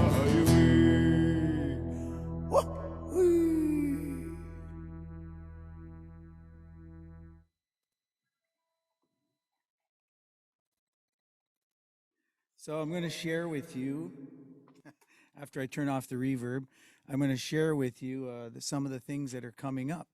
So we are aiming towards having a Wiconi family camp, a live family camp in 2022. So if Creator wills it and desires it, then we will gather on July 28th to the 31st, 2022. And there'll be one more virtual camp like this that's going to happen April 9th, 2022. From 4 to 6:30 p.m. Eastern time and 1 to 3:30 PST time. So mark your calendars with that information, and look over into the yellow side there and consider writing down the Wiconi Family Camp address, the website. There's 2 websites out there, so you got to find this one. This is the one with the logo that's on the top is the one that you wanna find. So I want to just say about the powwow, I want to say it's a really special time. It's a really unique time because we have traditional people that come, traditional drum groups, and they come to our camp, and the camp is led by followers of Jesus, people who love Jesus, but still love their heritage and who God created them to be, the great decolonizer, right? So, you know, get yourself familiar with this. And if you've never been to a Wiconi family camp or never considered coming, it might be something that you consider, because I think you'll have a really, really great time. It'll be awesome. So let me see. Yeah, so we hope that you'll keep in touch with us, keep in touch with Wiconi by email or by going to the website and writing to us. And while I'm talking about the live Wiconi Family Camp and Powwow this summer, we need lots of help. You know, we don't have enough help to be able to do it the way we really want to do it. So we're putting it out there and saying, if you're out there and you have the ability to help out with us, then we're asking you to sign up. There's no longer an official organization preparing for and running the camp and powwow. So we, a group of volunteers, Jesus, of course, Jesus and his band were not an official organization either, were they? No. So 2 people who have served the camp for decades are Mary Ann and Gary Eastty. Love those guys and appreciate them for keeping the fire burning all this time. And now they've got a team that's come in, and we're starting to join them. And so we're asking for you guys out there that are willing to help us make this camp be all that it's meant to be.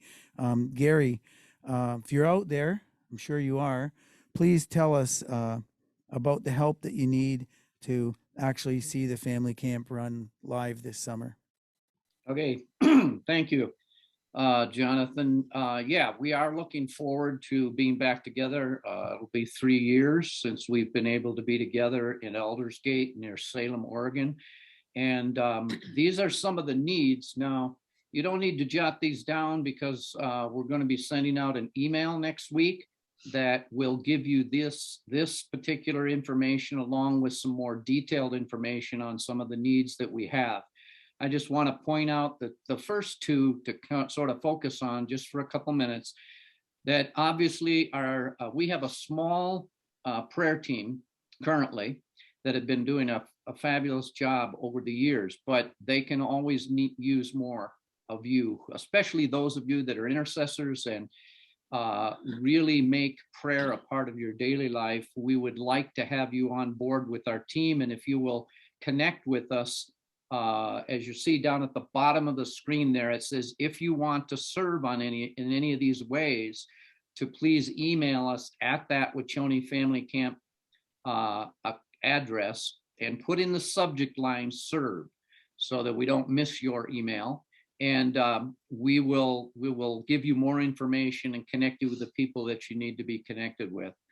And then one of the big needs that we have is for a camp health care team. We need a leader for that, and that's a big job. We'll have some very detailed job description information in that email that comes.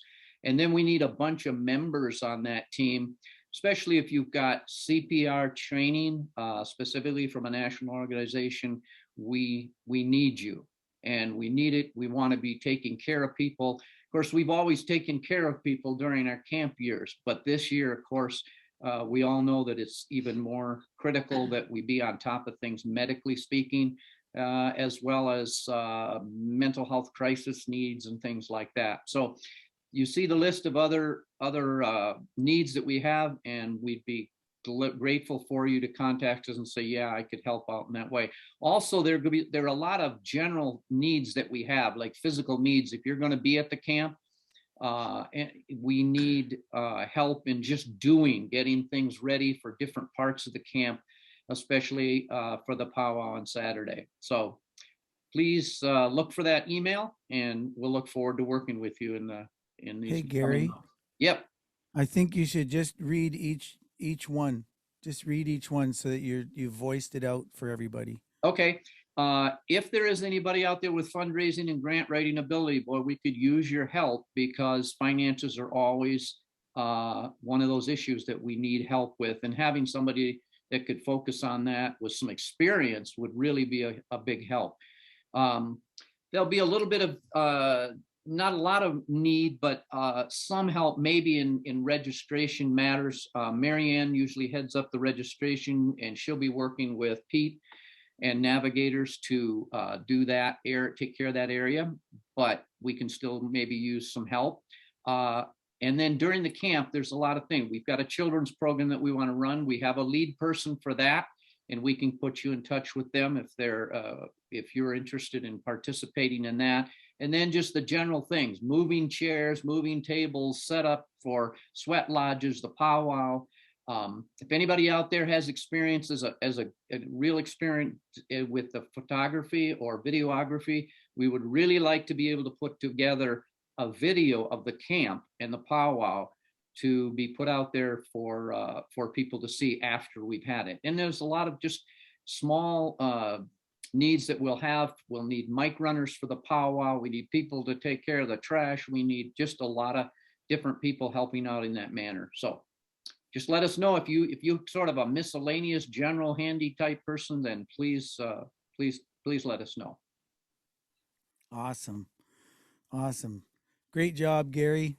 We appreciate you and Marianne so much. You guys kept the flame burning when it was when the wind was blowing hard. You had to shelter it with your own bodies to keep it going. Thank you, John. Yeah. Yeah. So let me see additional. We also wanted to remind you about the First Nations version New Testament that's now available. This powerful new translation resonates with the hearts of Indigenous people and is changing lives. So I'm going to read a little portion to you, something that I think is really significant. So here's a part of a letter stands on the rock, and that would be Peter, sent to his friends ages ago. Stands on the rock was a member of the tribe of Israel. He was also a message bearer for Creator Sets Free, Jesus, the chosen one. But you who trust in Creator Sets Free, Jesus, are a chosen people. You are a family of chiefs who serve as holy men and women. You are a sacred nation, a people who belong to the Great Spirit alone. You are the ones who will show forth the beautiful ways of the one who called you out of the darkness and brought you into his wondrous light. You are now the people of the Great Spirit, even though at one time you were not known in this way. In the past, you had not known mercy, but now you have found it. So then, my much loved ones, you who are strangers and outsiders to the ways of this world, I speak to you now with strong words. Stay far away from the weak and broken desires within you that make war against who you are. Isn't that beautiful? So I want to show you this. This is the First Nations version. This is my hard copy version. Now I have a hard copy and a soft copy just because I keep one upstairs and I keep one downstairs. And whenever I feel like I want to get into it, then I have it right here. And it's so cool to be able to think about the way it is in other Bibles and then to bring it into this version. It makes it so much easier for our First Nations people. So I want to encourage you to, if you don't have one, order one. If you have a group, then there are group prices that you can get to buy, multiples. You can get better prices, good discounts.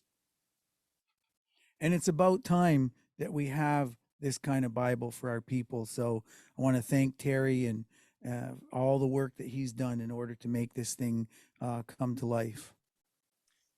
And I want to thank all those who were part of the translation, the council, the reviewers, and everybody that's been involved in this. So you can get it at ivpress.com, or you can go to Amazon to get it. So do so. If you don't have it, get it, because I think you'll really enjoy it. I do need to say this, that the supply chain has been holding up the printers because there's not enough paper for all the books that are being printed today. And so there's a lot of back orders, and they're filling them as fast as they can at Ivy Press.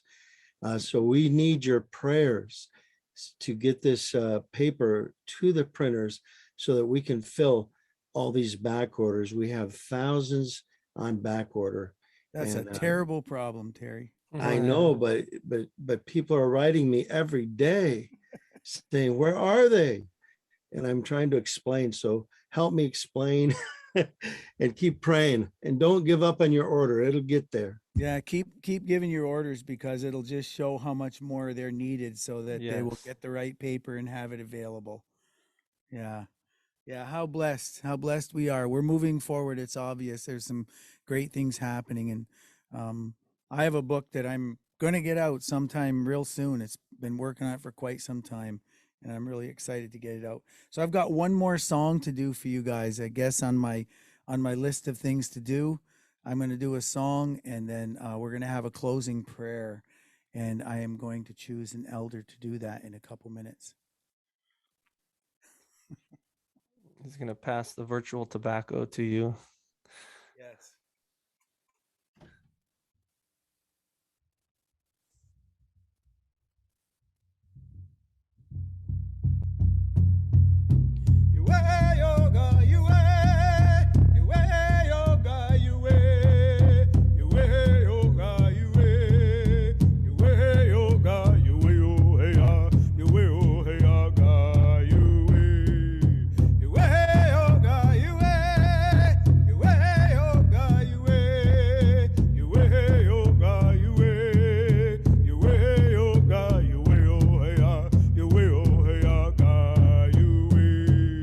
Creator, we are one. We thank you for your son who died upon the tree so we could be made free.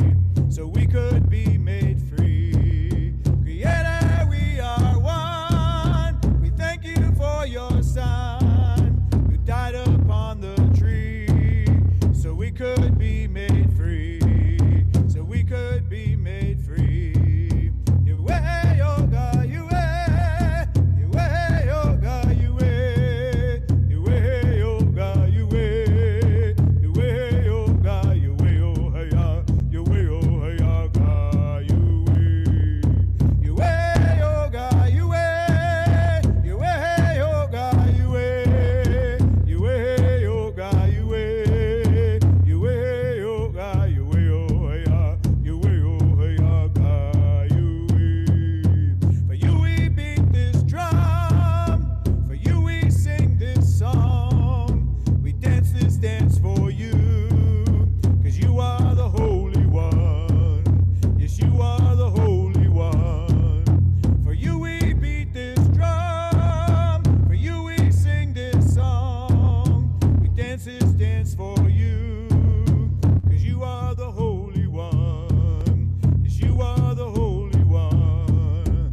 Yahweh, yoga, Yahweh, Yahweh, yoga, Yahweh, Yahweh, yoga, Yahweh, Yahweh, yoga, Yahweh, oh hey, Yahweh, oh hey, yoga, Yahweh, yoga, Yahweh, Yahweh, yoga, Yahweh, Yahweh, yoga, Yahweh, Yahweh, yoga, Yahweh, oh hey, Yahweh, oh hey, yoga, Yahweh.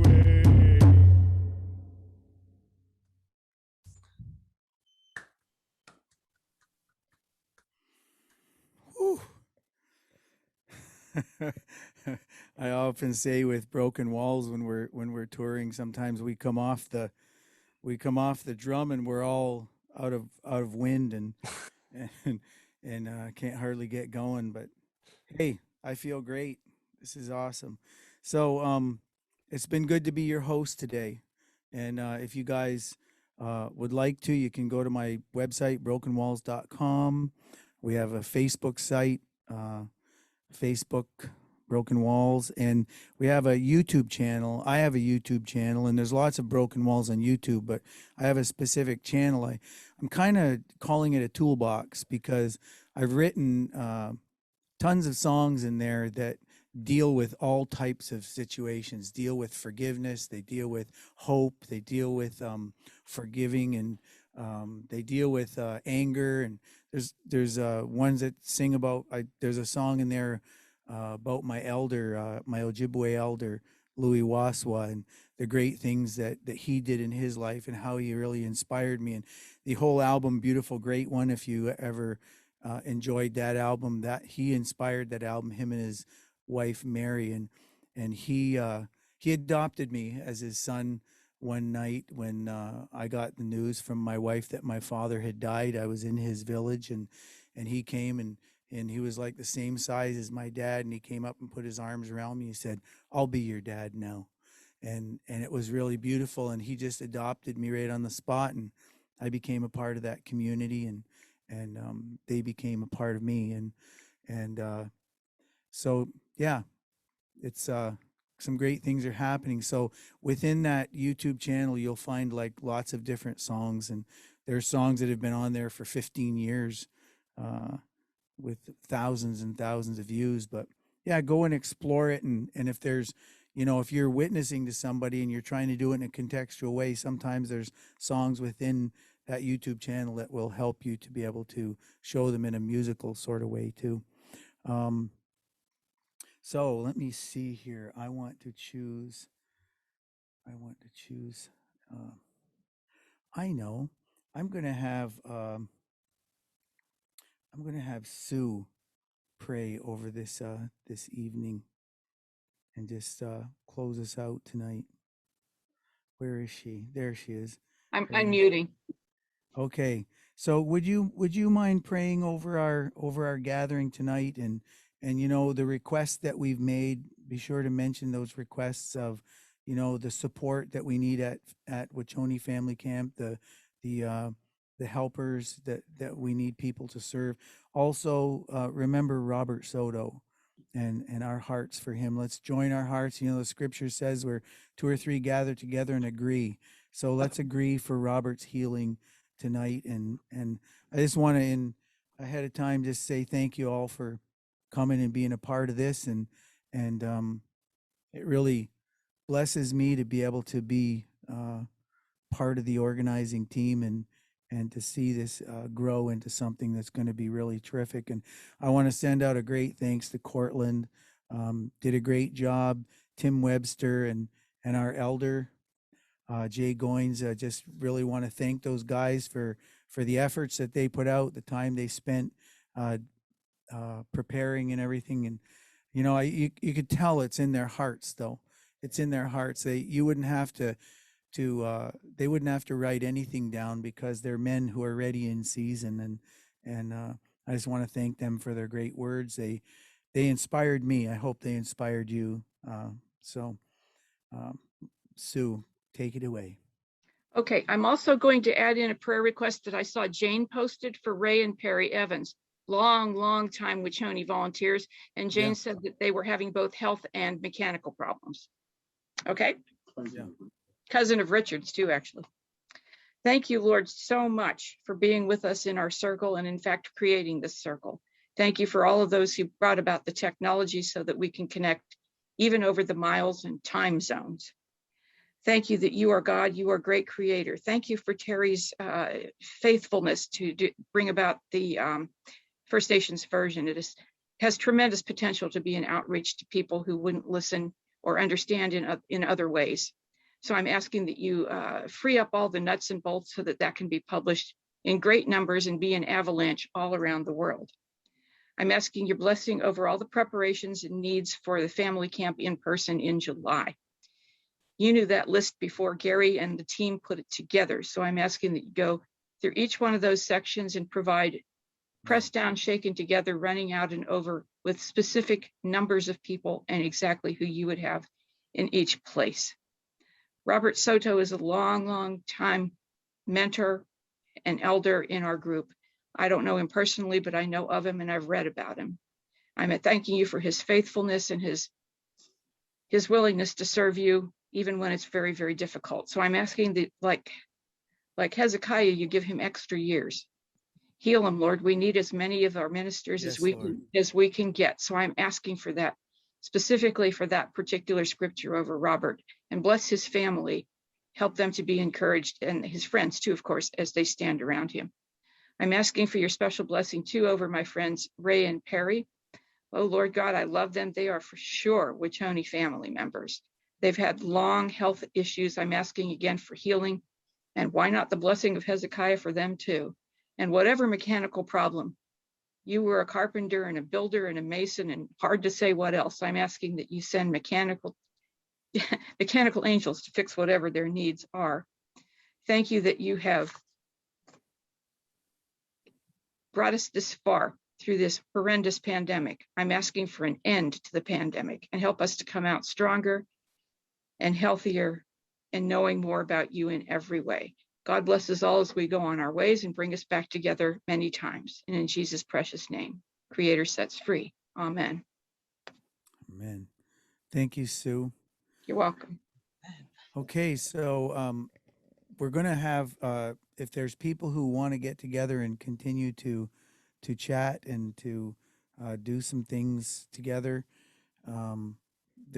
Pete is gonna make some breakout rooms available for you. So just how do you want to do that, Pete? Well, we're going to have people can stay in the main room and chat with one another if they want. We're going to have one breakout room to explore the issue of mentoring and mentor relationships a bit more. I think Tim and Jay will be in the room. If you want to get into that breakout room to explore mentor relationships, scroll down to the bottom of your screen, and there's a symbol of 4 squares, and it says breakout rooms. If you click on that, you'll see one breakout room that's already set up, and just click join and you'll be in. And you can get yourself back out again if you want, but that's the way to enter the breakout room. Click on breakout room at the bottom of your screen, go up and click join. I think that should work.